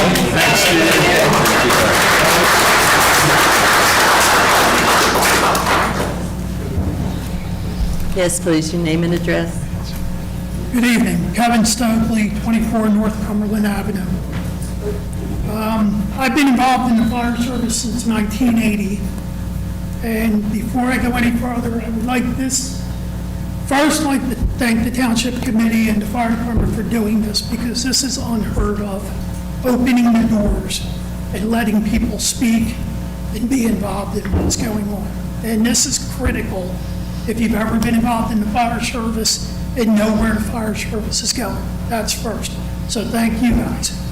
Secondly, for the residents in this room who do not realize, that side of the room, we have people that have 1 year of service to this township to over 50 years of service to this township. And we owe them a thank you. And I thank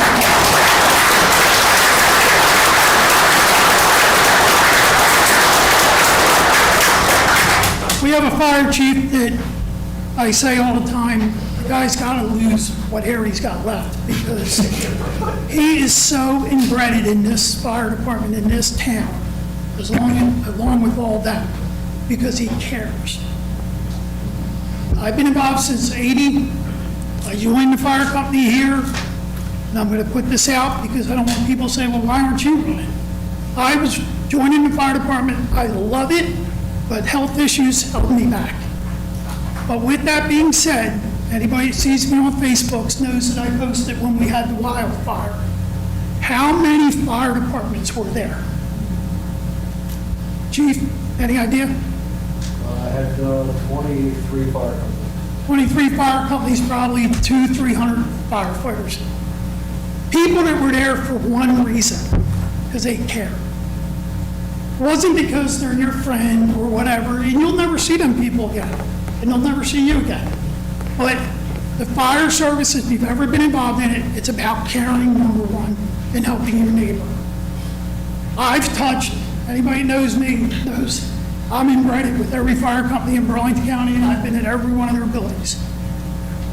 These fire companies in Burlington County, state of New Jersey, Pennsylvania, I don't care where, are all facing the same issues. How to task the future. We talked a lot tonight about recruitment, retainment, and all that. understand something, folks. We can grind and grind and grind, and you're going to get some people here and there. But sadly, the generations of today, and not everybody, and I'm not singling any one person out, the generations of today, for the most part, if they ain't getting paid for it, they ain't willing to do it. And that's just the reality of it, okay? And if anybody doesn't think that down the road, we're going to be having this meeting about bringing on career fire departments or regionalizing with somebody, you're in for a rude awakening, because it's happening everywhere. We are fortunate because we have a core of people that do not want to give up that volunteer status, and they want to be here for the residents. I'm not voicing my opinion on what equipment we need, what equipment we don't need. I feel that's being handled by the proper people. But I do know that, as the gentleman before me said, we are very fortunate because we are one of the few fire departments left that have a group of people, have young guys. You know, Bill will tell you, and not to put Bill on the spot, when Bill started and I started, you had people coming out of the woodwork. They weren't working 2 jobs. They weren't having kids. They weren't having, it just, times have changed. Times have changed, okay? And we're fortunate we have the core of people we have, and we got to stay united no matter what the outcome is. Whether you like somebody on this committee or you don't, or they don't like you or whatever, it doesn't matter. We have to stay united and stay together and work through whatever the outcome is. We owe the respect to the people to go out, put their lives on the line for us at no charge, not asking for anything, just because they care about you. So whatever that is, whatever we got to do to get to that common ground, we need to do it. And I'm going to end with one last thing. Facebook. The post on Facebook. Think about what you're posting.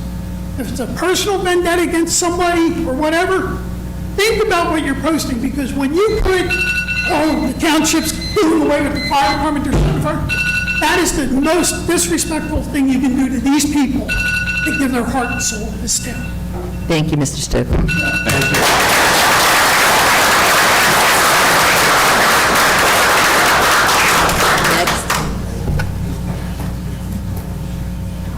Paula Walters, 208 Washington Street, Hainesburg. I've heard a lot of talk about Rancocas Valley and your possible recruitment of future firefighters. I do work there, been there 35 years, but I want to put it out there. When you talk, someone suggested the college fair or maybe your junior explorers. It is now a requirement at Rancocas Valley that you perform 240 hours of community service to get 10 credits towards your graduation. And that would be something good to put out to the Hainesport students who may want to get some credits that may be struggling and they may like it. You would just need to get something like that approved through our guidance department as a volunteer service. Do you have a name by any chance? I don't know if it's up to other towns, but definitely you can put it out there for the Hainesport kids. Who oversees the guidance department? It just changed this year to Kelly Scapalato. Okay. It was priorly Ron Wentz. Okay, thank you. Thank you. That's all I have to add, but Sean and I are friends on Facebook. If he has any questions, I would hook him up with the right people. You said you were working with somebody, but I don't know who that is. But Yeah, Mount Holly Fire Company. One of their people, she was dealing with the recruitment and retention, and we were going to go in there and try to meet with some of the students, have a table set up. I think it was actually supposed to be during the college fair.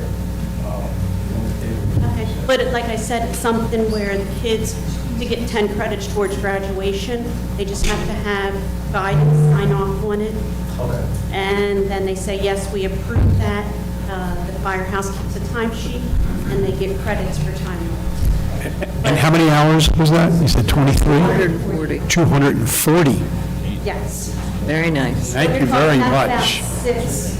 Maybe 6 months worth. That's wonderful. 8-hour work. So, Paul, you're okay if we, Sean, or someone on the committee reaches out to you via Facebook, if need be? I appreciate it. Yeah, okay, Yeah, that's fine. thank you. And our principal lives in Hanesboro. Thank you very much.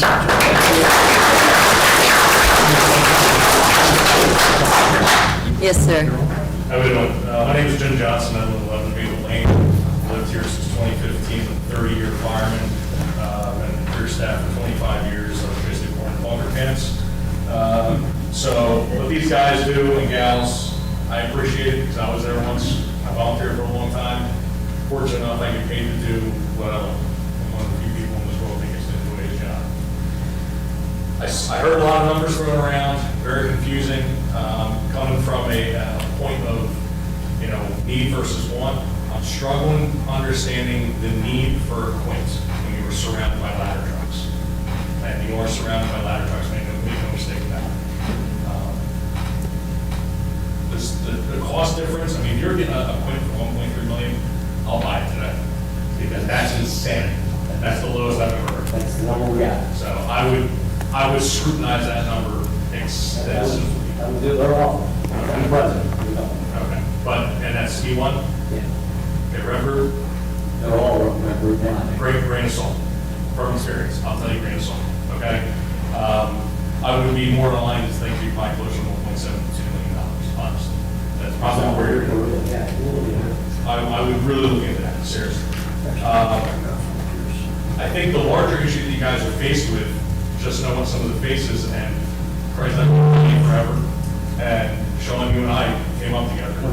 Yeah. So the issue that you have aging staff that they can't do the job. This is a young man's job. I'm 46 years old. I'm lucky that I'm the guy that points and gives orders anymore. I'm not the guy running around doing all the hard work. Getting young kids to volunteer is something that's almost impossible. The stipend program is the way that you need to go. And if the stipend program doesn't work, you're going to have to look at paid personnel. If you want your autonomy to maintain sport alone, you're going to have to look down that road. So my suggestion, for what it's worth, I would look at your rescue engine and then take whatever money is left over between the dollars and cents that you're looking at and throw that money towards staff in any way, shape, or form, whether it be a stipend program for your existing volunteers and getting new volunteers in, or hiring staff in some capacity. I don't necessarily think you need to go a full career. That would be a huge tax burden on everyone who lives in this town. I did some basic math. For me to pay the same tax rate that Mount Laurel pays, it would be $528 for my house to pay. But that'd be a fully career staff, 24/7, 365. So for me, that's an insurance payment. I'll look at that. But I look at things very different. I don't think we need to do that because we got guys and gals that want to do the time. But I really think you guys need to take a hard, strong look at staffing more than anything. Your recruitment and retention is great. The grant, I don't know if you're going to get it. It's hard. They're very difficult. They're very strict. And the percentages, as you know, is 33, 33, 66, 100%. So it's like we get free money for 3 years. We get a reduced cost for 3 years, then we got to install that, full bill. So there's costs there that are, unanticipated that you have to be prepared for.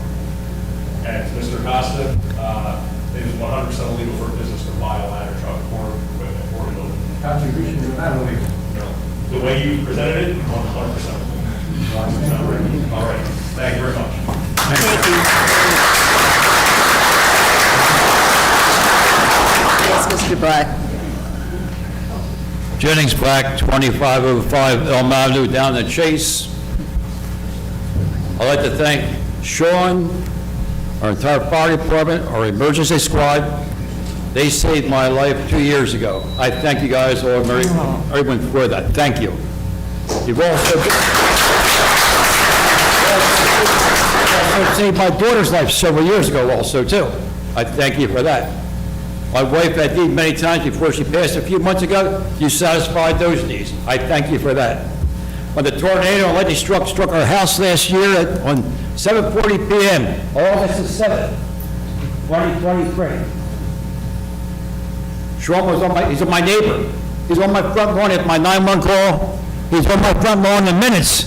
Is there anything on fire? I'm already run through the house. The circuit breakers did their job. When the tree went through the roof, they shut the circuit breakers off, saved our house. Last Wednesday, you may have heard a helicopter fly very low over here, our area here, about between 2 and 4 o'clock in the afternoon. My brother-in-law was in that helicopter being medevac to Temple Hospital in Philadelphia. Because a lot of roads in our area have not been very well maintained, his Corvette had a fuel line suspension snap. Leaking in his driveway, he just filled his tank with fuel. This is out here in Browns Mills, Presidential Lakes. He looks out the house, his car is on fire, smoking. He's a race car driver, he knows what to do. He's on a heart pump for 6 years out of the Border Hospital. He drags this can, I don't know how he did it in 100-degree temperature, puts the fire out under the car and passes out because it sucked all the oxygen out of his body. The state-based medevac took him to Temple. His daughter calls me from Charleston, South Carolina, saying, my father's in the hospital. His car caught fire. Trying to put the fire out. Had he not have done that, let me tell you, there would have been a major disaster out there.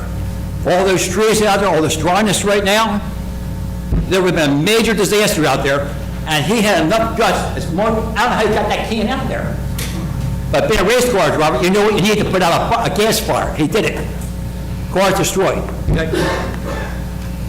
Now, I also want to share this with you. We now have a nice clean water tank up the street. The water coming out is still black into my home, into your areas and your what. This is a new one. I just cleaned this outside. It's already black again. What's it doing to our fire equipment? All right. I live on the Ranco Street down there. I have good view of the Hainsport State Park, of Spencer Park over there, Ranco's Woods. I've seen them go around there setting fires. I call 911, and we tell them where they are, okay? Oh, well, that's not our property, that's the state property. I don't care whose property, there's a fire out there, they'll put it out. Sometimes our fire company is over here putting up their tank in the ground to get water and put those fires out. Those fire trails must be maintained. You can't get back there when there's a tree across there and the wind's blowing, the fire's burning. Does this make sense to anybody? Does it make sense? I mean, we need to do it. This man here came and opened the fire hydrant at my house. When our house filled with chlorine because they were working on the water line up the Mar Highway. Did my wife in. My house was filled with chlorine. And all this black stuff from that fire hydrant on the corner of New Jersey Avenue and Elm Avenue came out and filled and covered the street. Now, maybe this does not have to do with everything you're talking about tonight, but I think it does. My house is right there, and we need to be able to get the water, have the equipment run properly when it's needed. Not have no more money all, because New Jersey American Water, their emergency line put me a hole. But my house is being filled with chlorine from the laundry, from the clothes washer. So bad it knocked my wife out.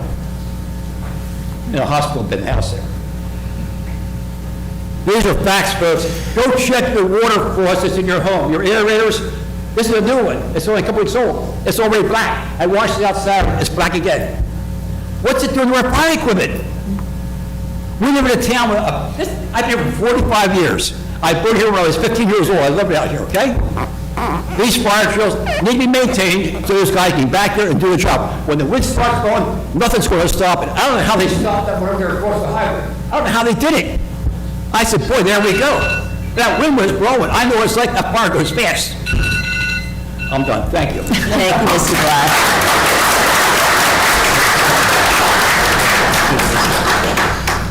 Yes, sir. Please state your name. Hi, everybody. Bruce McLaughlin, 33 Easton Way.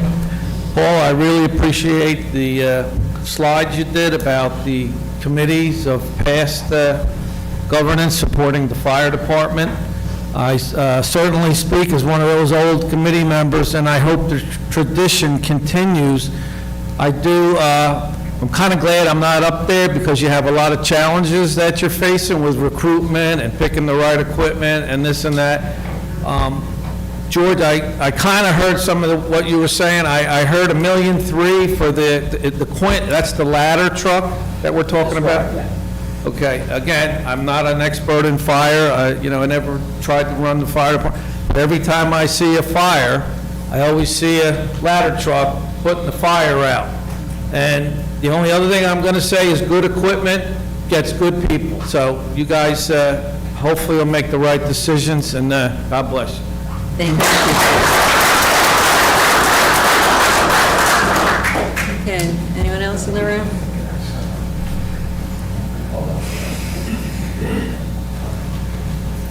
Steve Novrita, 43 Easton Way. I'm just here to support the firefighters. The only reason I'm here is because when I heard about our ambulance system, it was gone.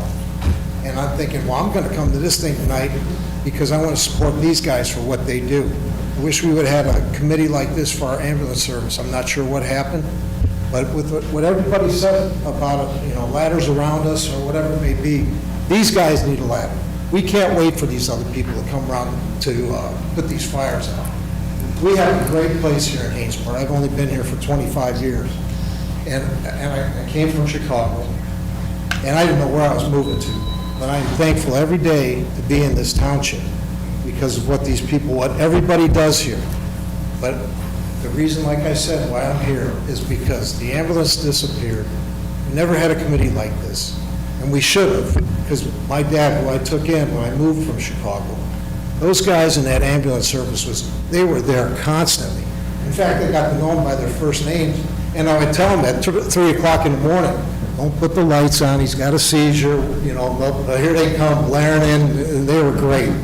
But again, I'm here for you guys because we got to do this for our community, because this is a growing community. It's not going to stop.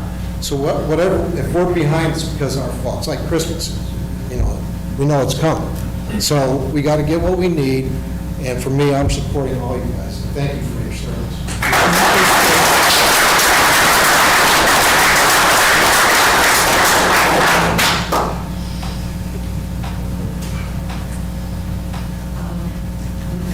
My name is Jill Measley. I'm new to the township. I've only been here 11 years. I am from 218 Washington Street, and there's a lot of things that came up tonight. Number one, if the deal for $1.3 million is available still right now, I'm wholeheartedly behind saying send them the offer and make it before it's lost and before it goes higher. There are lots of ways to find out how to pay for things. Number one, certainly, maybe we need to do outreach to the people through an envelope with a statement of, explanations, instead of once a year, twice a year. The reason I say that is I'm older, I'm done my work life. I've put in my time, and I have, my values in life have changed as you get older. When you lose your family, your parents die, you're alone, you change the way you look at things. I have a dog, Karen knows that, and that's my concern. If I had a fire, I want you guys there. I want you there, Johnny on the spot, you're right around the corner from me. I need to get a sign for the window that says that I got a pet inside, so that you'll know that and you'll get her out. Me, I don't care, I've served my time. I don't want that to ever be the case. That little Cocker Spaniel. But I've always given to the fire department and to the emergency squad every year, because on my tax return, people, you can deduct it. If you've got a home, you can deduct it. And it helps. I know it helps you. It hasn't been big amounts or whatever. I became aware of the situation a couple weeks ago, and yes, I made a donation. And I think meetings like this, information sessions like this, there have to be other people in the township just like me who are retired, who are okay, we're not living out of our pocket every week, being short. I think more people will start to stand up. The fire department's very important. I don't like the fact that the warehouses and three-story buildings are there, because that, in my mind, detracts from the old-time center of Hainesport that I've always known. And, you know, I can't change that. Can you change that with taxation on these other places, warehouses and the three-story apartment buildings? Maybe, because they'd be a real serious thing. They've all got a garage underneath the building. If the car caught fire, or people with electric cars, sometimes they plug them in inside, and I always heard you're never supposed to do that. But if that caught fire, phew, that one goes up, but so does that one, and you know. So I see the need for having it. Unfortunately, that should have been decided before the permits were permitted to build. So we don't do that, but I thank the fire department for being there. I was happy with the squad when they had to take me someplace, and I think anything that you do, even if it's $10 twice a year, that's, if every person in town did that, I know that would make a big difference. Thank you. Thank you very much.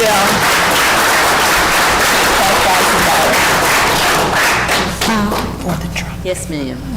Laurie Valvardi, 911 Deacon Road. I have a couple questions for you, Mr. Bozarth. You said you have 6 drivers for your truck. Do you need a CDL to drive a fire truck?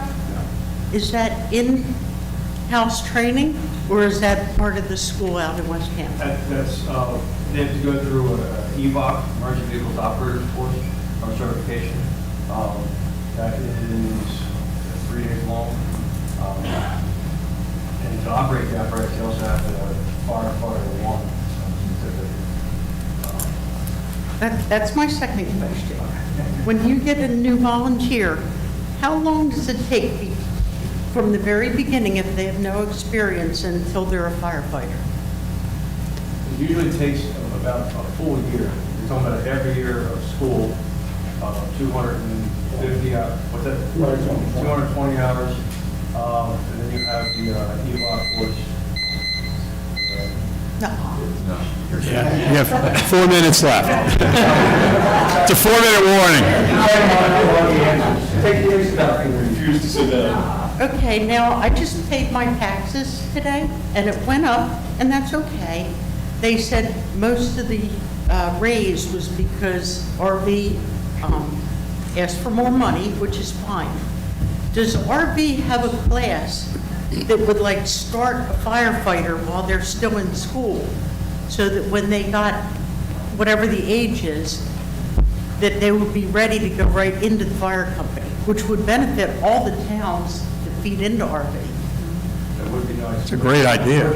I mean, that, you know, and if it's for the driver, if they could even add that, like toward the end of the course, you know, you would have drivers and new little baby firemen coming out of RV, you know, quite often. It might be something to look into Yeah, for great our idea. extra taxes, you know? That would be something that the Burlington County Emergency Services Training Center would have to get with the schools to do this. If it were to go somewhere first, I would say probably go to the Burlington County Technical Institute to try the program out. If we're going to do something like that. Okay, maybe this, is the school lady still? Yeah, maybe the school lady could. School lady. Retired officer Billy Fields now teaches a class for future law enforcement interest, and they get credits for it. But they would need to work with emergency services to have certified people and talk to the school. So they do have a law enforcement class now. If you look into that, and I want to thank you all for your service. Thank you, Laura.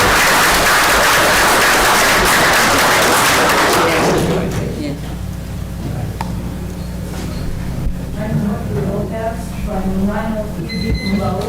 Move closer. Dorothy Lopez. Dorothy? From 903 Beacon Road, next to the Burlington Park entrance. I worked for Boeing for over 15 years in California. I was not only the buyer for all of the equipment, I bought fluids as well as calibration systems. And I bought a lot of equipment, over $1 million in usually less than 2 years. A year and a half, different equipment, they wear out, they're not efficient, takes more to constantly repair and replace items on those equipments than it does to replace them. And in today's economy, I can guarantee you from experience that the truck we're looking at is really cheap. And the second thing is, a year and a half from now, you're going to pay double that price for that same piece of equipment, believe it or not. And in the meantime, you're going to still be paying for repairs and upgrading on the other equipment constantly because things wear out. And if you don't replace sooner than later, not only will you not have a vehicle that's capable of doing its job or putting in on it to do the job, you're going to be in a hurry looking for something to buy, and that's going to cost. And that's what I have to say about the whole situation. I think you ought to look at that a little deeper than what you have, or with a different mental attitude, because these men need equipment, and this company and this community needs their services. We live in an area where fires are, and there's lots of trees. I lived in California for many years. I was in some of the serious fires who were evacuated, as well as three moving ladders to put out the fires. For instance, in the 60s, we had one of the largest fires that they ever had, worse than the recent ones, that went on for 2 months, over mountains, over hills, till it got to our back of our house. Now, they evacuated us when that fire was not quite to our house, but we had to release rabbits, our animals. There was no time for rescue, just get out now. And if it wouldn't have been for them, we would have not only lost all of the animals, we lost some anyway. They would run loose. Some crossed roads and got ran over. Luckily, the children didn't. And there was houses that they saved because they had a ladder, a large ladder, to be able to put out the roof fields and to douse the houses in order to save lives and homes. And I think that's what these people need here, and I believe the community would be happy to see them get it. And that's all I have to say.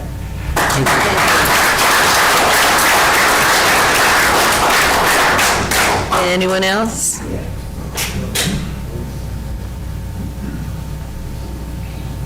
Try to go by my notes here a little bit, but my name is Steve Beal, 113 Broad Street. That's right across the street from the firehouse. I'm not a great public speaker. Normally I like 1 or 2 people. I'm not a big one crowd You at just all. bump into us. We're very friendly. Thank you. First off, I'd really like to appreciate the fire company, the EMTs when they were working, because I see the calls go out all the time, and you guys and ladies do, I mean, a super job. I agree with everybody that spoke and said that. Now, is this going to be up for a vote, a public vote, or is this just going to be decided This in is the just, committee? we wanted to talk to the fire department, and we can't do that without it being a public meeting. So it's going to So be here we voted are. to- We are not voting on anything. Not today, but I mean, eventually it's going to be voted. You'll have to go down the road. Somebody's going to have to. Eventually, down the road, we'll have to decide whether we're going to and what we are going to purchase. All right, but it's not going to be up for a vote with the public. No. Okay, that's what I was going to do. Okay, so when Bruce was speaking about the taxes, $20 a year sounds like such a deal. So I agree with anybody that spoke about the cost factor. Seems great, whatever they need. And I was going to ask about the fund drive, the normal fund drive that goes every year that you collect money. Do you use that every year? Every year. Every year you use that one? Okay. It's always completed at the end. And I was thinking, you know, to keep more firemen. I agree with the cost factor as far as the incentive to pay them a little bit. Stipend. Stipend. I think it's a great idea there. Yeah. And the iOS thing that was just done recently, that's a grant money, right? No, it's a company that rates fire companies across the country. Right, that's a rating. So apparently there was somebody here from Mount Holly that said that Hainesport was very good, and I have to agree, I think they were too, but I didn't know any rating. So do you think that rating is going to go well? Does it appear to be? So it's based on a lot of factors. I'm not an industry professional, but I did read the whole ISO program. We've scored, Hainesport Fire Company scored 5, which is the majority of fire companies throughout the country score 5. So, the most, so. That's the highest rating. There's many factors associated with that. Again, 50% of it is the fire company, 40% of it is American Water, and 10% of it is the 911 dispatch system. So 50% of that is within our collaborative control. That might save us some homeowners insurance technically. And commercial. It affects it, either way, it will affect it. Right, okay, I thought that was real good. Oh yeah, now, if we went the other way, and we did not enhance the company's truck, and we did the community, joining other communities, then do you think we'd get more calls or less calls? Because I'm really affected by the calls. You guys don't bother me a bit. Normally I'm in the back. I build onto the back. I even built a porch back there. I live back there. And I don't even bother with you. But at night, sometimes my dog will bark. And I was going to mention my dog. He's very friendly overall. I mean, he might take, 2 seconds. I mean, like 2 seconds, he's your best one. That's the way he is. He sounds ferocious, but he's not. But, so do you think it would add volume of calls? That's another negative too. If it were to, like, if you're in, if you have to share services. If we share with other services, towns- we have to provide the other district as well. So it would increase call volume. Yeah, so I think having better trucks, it keeps a little bit more internal as well, other than using the larger truck to possibly go for the taller calls. So I think that's a good idea too. So, yeah. But I guess that's it, but I thank you, I really do, from my heart, okay? Thank you very much, Mr. Is there any other comments from the, yes, sir?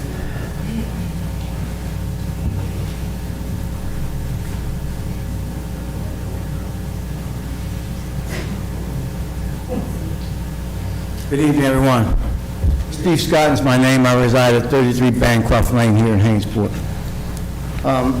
I got to admit, the first time I came to Hainesport, it was like something I had never seen before. I'm from Willingboro. I lived in Willingboro for 19 years, but I had never been, never been to Hainesport. So when we sold our house, it sold so quickly, we didn't have any place to live.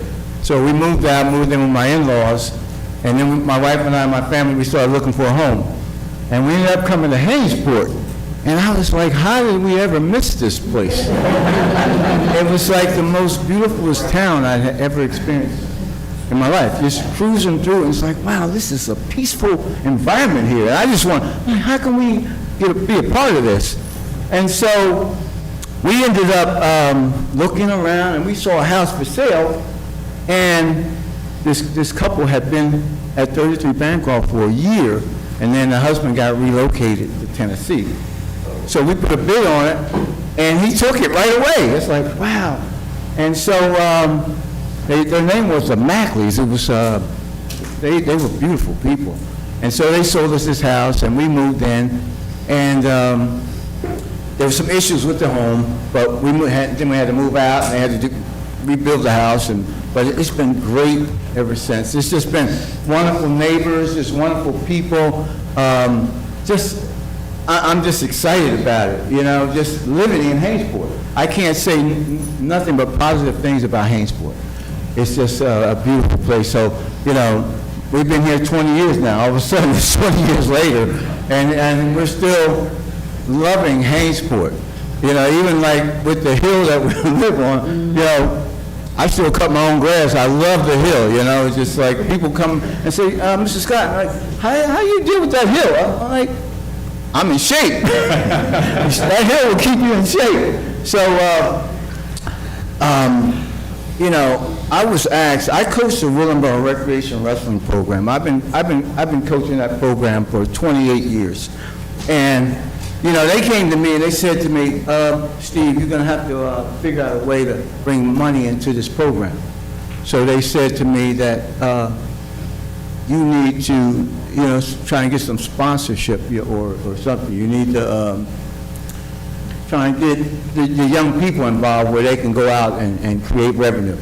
And I said to them, that's not what I do. I'm a coach. I'm not one that fundraises. I said, you're going to have to come up with a better plan. They said, no, you're going to have to do something. I said, well, I'll tell you what you do. Why don't you just raise the price? And they looked at me strange. And they said, maybe that's a good idea, raise the price. I said, so they raised the price. They raised the price of about $50 a person. No problem. So when the season came, they didn't have a problem. Nobody had anything negative to say about increasing the fee from $95 to $145. Not a problem the whole time. So now we're here at a crossroad here in Hainesport where, you know, we need to create some funding.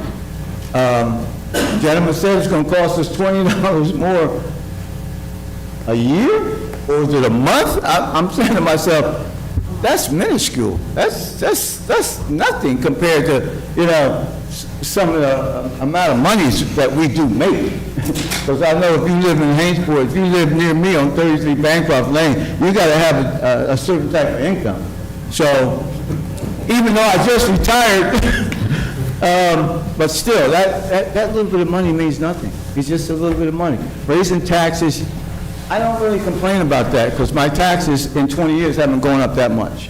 When I came here to Hainesport, my taxes were $8,500 a year. Now my taxes are about $11,500 in 20 years. I think that's pretty good. So you will never hear me complain about my taxes. So whatever we can do for these gentlemen. Can we get you an application?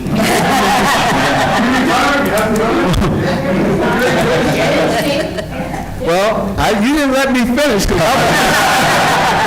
I was going that route but you were talking about young men. Now, I just turned 68 years old, and I retired from the Department of Defense.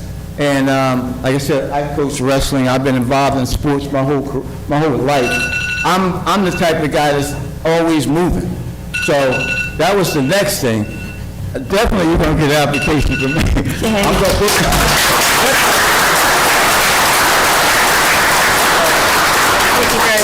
It's going to be an honor to work with you, because I know you look like a decent person. These gentlemen over here, they look like good people, and you know, I'm a Christian man. I go to church every Sunday, and I'm involved with, you know, doing the right thing, and I know I would love to be on that. Well, if you give your name and information to that young lady over there, she'll be glad to get that. Thank you.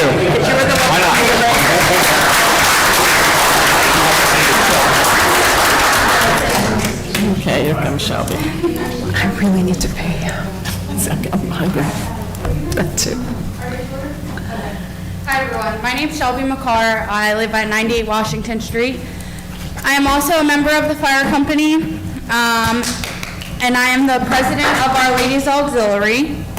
So Our Ladies Auxiliary is a fundraising committee for our department. We host several events throughout the year. We are always looking for new members, so if somebody likes party planning, just any kind of event where you don't have to actually fight fire, but you can help us fundraise money to support our firefighters. So just a couple things from now until January. We are having a mega 50-50. We're just waiting for our permit.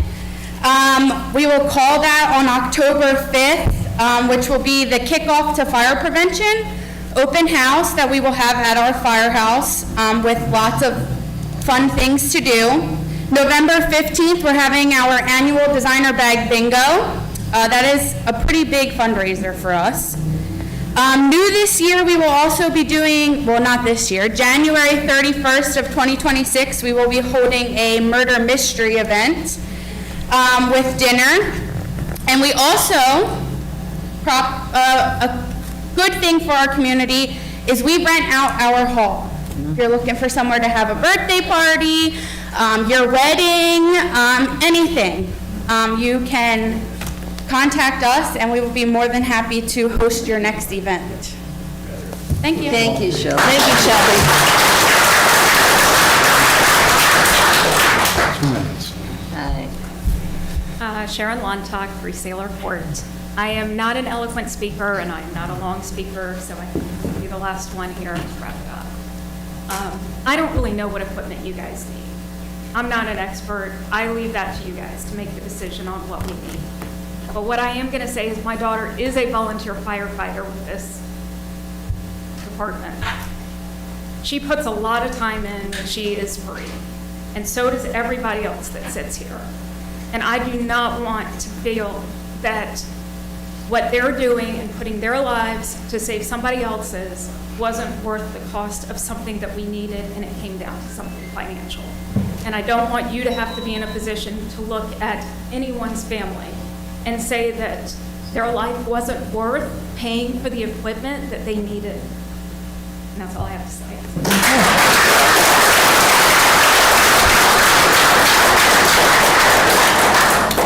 Mike Lontock, 3 Sailor Court. I didn't want my wife to have the last word. One, I just want to echo what she said, and all the other folks that came up here to speak in support of the fire company. My wife mentioned that our daughter, Megan, is a volunteer firefighter here in Haynesport. I couldn't have imagined it years ago, so I'll make this quick and easy because I know everybody wants to leave and have dinner. But she started when she was a senior, so we're talking about volunteerism and going to the high school and trying to recruit folks. So she started as a senior volunteering at the fire company because she was trying to get points for National Honor Society, or what was it? She already had it. Okay, she had the points, but she volunteered as she was going into her senior year. So that was the start of everything, right? So she graduates from RV. She goes off to college. She was at James Madison University in a dorm. We're talking to her on the phone, and she's like, "Oh, I'm coming home." She wanted to come home. She wanted to be a firefighter, right? So that all started at the Haynesport Fire Company. So she came home, Township Fire Company, I don't know how that works, sponsored her to go to Firefighter 1 training. And so now she's still volunteering with Haynesport. She's volunteering at Riverton. She's paid EMS at Palmyra and Marlton, and she's trying to get a paid firefighter job. This is what she wants to do, right? So I'm an optimist at heart. I hear a lot of folks talk about the new generation, and they don't want to do this, and I do think the stipend is a good idea. But I think if you appeal to that sense of volunteerism, of giving back to the community, let's keep making that push. I know you're already doing it. There's kids out there that are looking for something meaningful to do, right? And this is that institution in our community that provides that. That's why the fire company is so important. And so I'll end it here, but I'll just say, I'm not an expert like my wife. I've heard, all the talk about the Quint and the other stuff that you need. I leave that to you. But let's do our homework. I know money, budget is important too, but let's get the fire company what they need so they can do, the job that they do so well for our community. Right. That's just it. That's what we're trying to do right here. We're trying to do our homework. As a matter of fact, I thought of one other question, Sean. I saw something on one of those real things with firefighters. And there's apparently, because of the cars with the electric batteries, they're more difficult to extinguish, and you have to have some kind of special stuff to use on them. Do we have that? No, basically what happens is, in a hybrid vehicle, it's called thermal runaway. The lithium-ion battery packs, once they're subjected to heat, the plates actually weld themselves together. And as it goes down the line, the plates actually contact each other batteries. So eventually, if you can't cool the reaction down quick enough, the entire battery pack will go up. Now, by that point, the car is already completely destroyed. However, there's reignition issues as well. So the only thing that we can do is takes copious amounts of water to cool the battery pack to take it out of thermal runaway. And there is devices that you hope to, like a 2.5 or something, you slide under the car if safe, to help deflect the water off of the battery supply, off the energy storage system. So it's basically just, it takes a lot of water. But does the water does eventually? The water will eventually cool the battery pack and take it out of thermal runaway. Well, that's why I was asking, because it looked like it was in a big tank, or a tank. They do have. But it was tanks. some other kind of stuff. There's so many methods that they're using right now, but the biggest thing is you have to have cooling, or it'll actually start back up again. There's been so many instances where you go to put out a fire on a Tesla or an electric car, I can't really. Yeah, different roads. So, but it'll reignite while on the tow truck because oh dear, it wasn't cool enough to prevent the thermal runaway from rekindling, from reoccurring. So it is just copious amounts of water is what it takes to put out a hybrid vehicle. I guess that's why they tell you not to put it in. But not any EV, Yeah, okay. hybrid or light EV. Okay. Anything with an energy storage system has that potential of lithium-ion runaway. Okay, but I just want to make sure that we have the. Just so the public knows. Equipment to take care of it. This also more applies to rechargeable scooters and rechargeable bikes as well. That's why it's not recommended to charge them while in your home, because they will also go through a thermal runaway and cannot be extinguished. Well, I think that might make a good episode for one of the little Instagram things. Yeah, might be good to get that out there, because I'm sure there's a lot of people that aren't aware of that. I know I sure never heard of it. And I do know people that have that kind of equipment. All right, great. So There are two people still online. I don't know if they want to Okay, well, provide you'd any ask. comments. Aaron and Michelle, if you want to say anything, you can unmute. Yeah, hi, how you doing? This is actually, it's not Michelle, it's her husband. Jim. Hi, Jim. Hi. So my full name is Jim Christgavin. I am a resident at 51 Easton Way. And unfortunately, I'm on the road right now. We couldn't be at the meeting. My wife is there for a short amount of time, but I don't want to take a whole lot of time. But for those of you that do not know it, our house burned down in 2022. And I didn't hear all the meeting, not here for any sympathy or anything like that, but the house burned down completely to the ground. And the scenario, if you don't recall, for those of you that were involved at that time, the response time from Ainsport was 40 minutes to the fire. And we couldn't get water established at the fire hydrants, which was problem number 2. But if you're looking to enhance the Ainsport Fire Company, I'm all for it, we're all for it. We love Ainsport. We decided to rebuild our house in Ainsport on the same location and stay here, and we've done that. So we've been busy the last 3 years. But if you look back into that scenario of what happened, that led to a lot of things changing in Ainsport, including fire hydrants. And I believe you guys spent about $50,000 or something like that to get the whole thing assessed, so that report is out there. emergency services report, something that was ever made public, or you can make it public, that's for you guys to read. It's online. Yeah, it's on the website, Jim. It has been. Yeah, okay. Yeah. Right, so that's great. You know, so my taxes have gone up with a different house, $20 in taxes to get what the fire company needs. I mean, a 40-minute response from the town's fire company because they didn't have somebody to drive the trucks because of volunteerism and all the problems that you're talking about. And what you're working for. This is all great stuff, and we would support it 100%. And we're living proof. My wife could have died. She was in the house when the car on fire. And what really drives things home is the Mount Laurel Fire Department, yes, to share their services.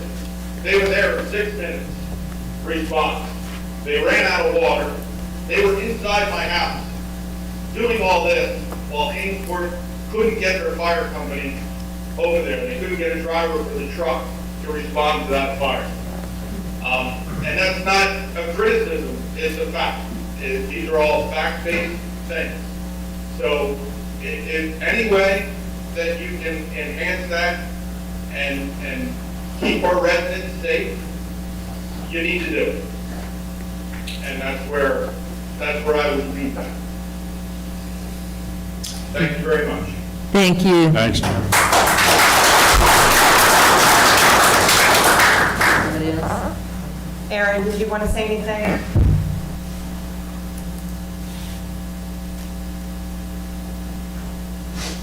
Nope. No? Nope, she said no thanks. Anything else? We're going to close a motion to close public comment. Okay. Can I'm sorry, I know this is, Closing public comment. well, this is a public comment, and I know this is kind of informal, and I don't know if I could do this. His name is Bruce Linder, and he said, he's just something positive. On to the tale of someone who spoke tonight, if we are going to consider a college fair, has anyone considered sponsorship of college scholarships? That's all. You just wanted to put that out there for everybody. Okay, thank you. So that being said, I'm going to close public comment. I'll make that motion. Second. All in favor? Aye. Okay, we need a motion to adjourn. So moved. Second. Thank you, everyone, for, aye, yes, all in favor is aye. Thank you, everyone. Thank you. Thank you, everyone. Oh my God, my foot is so stuck to the back of my legs. We never did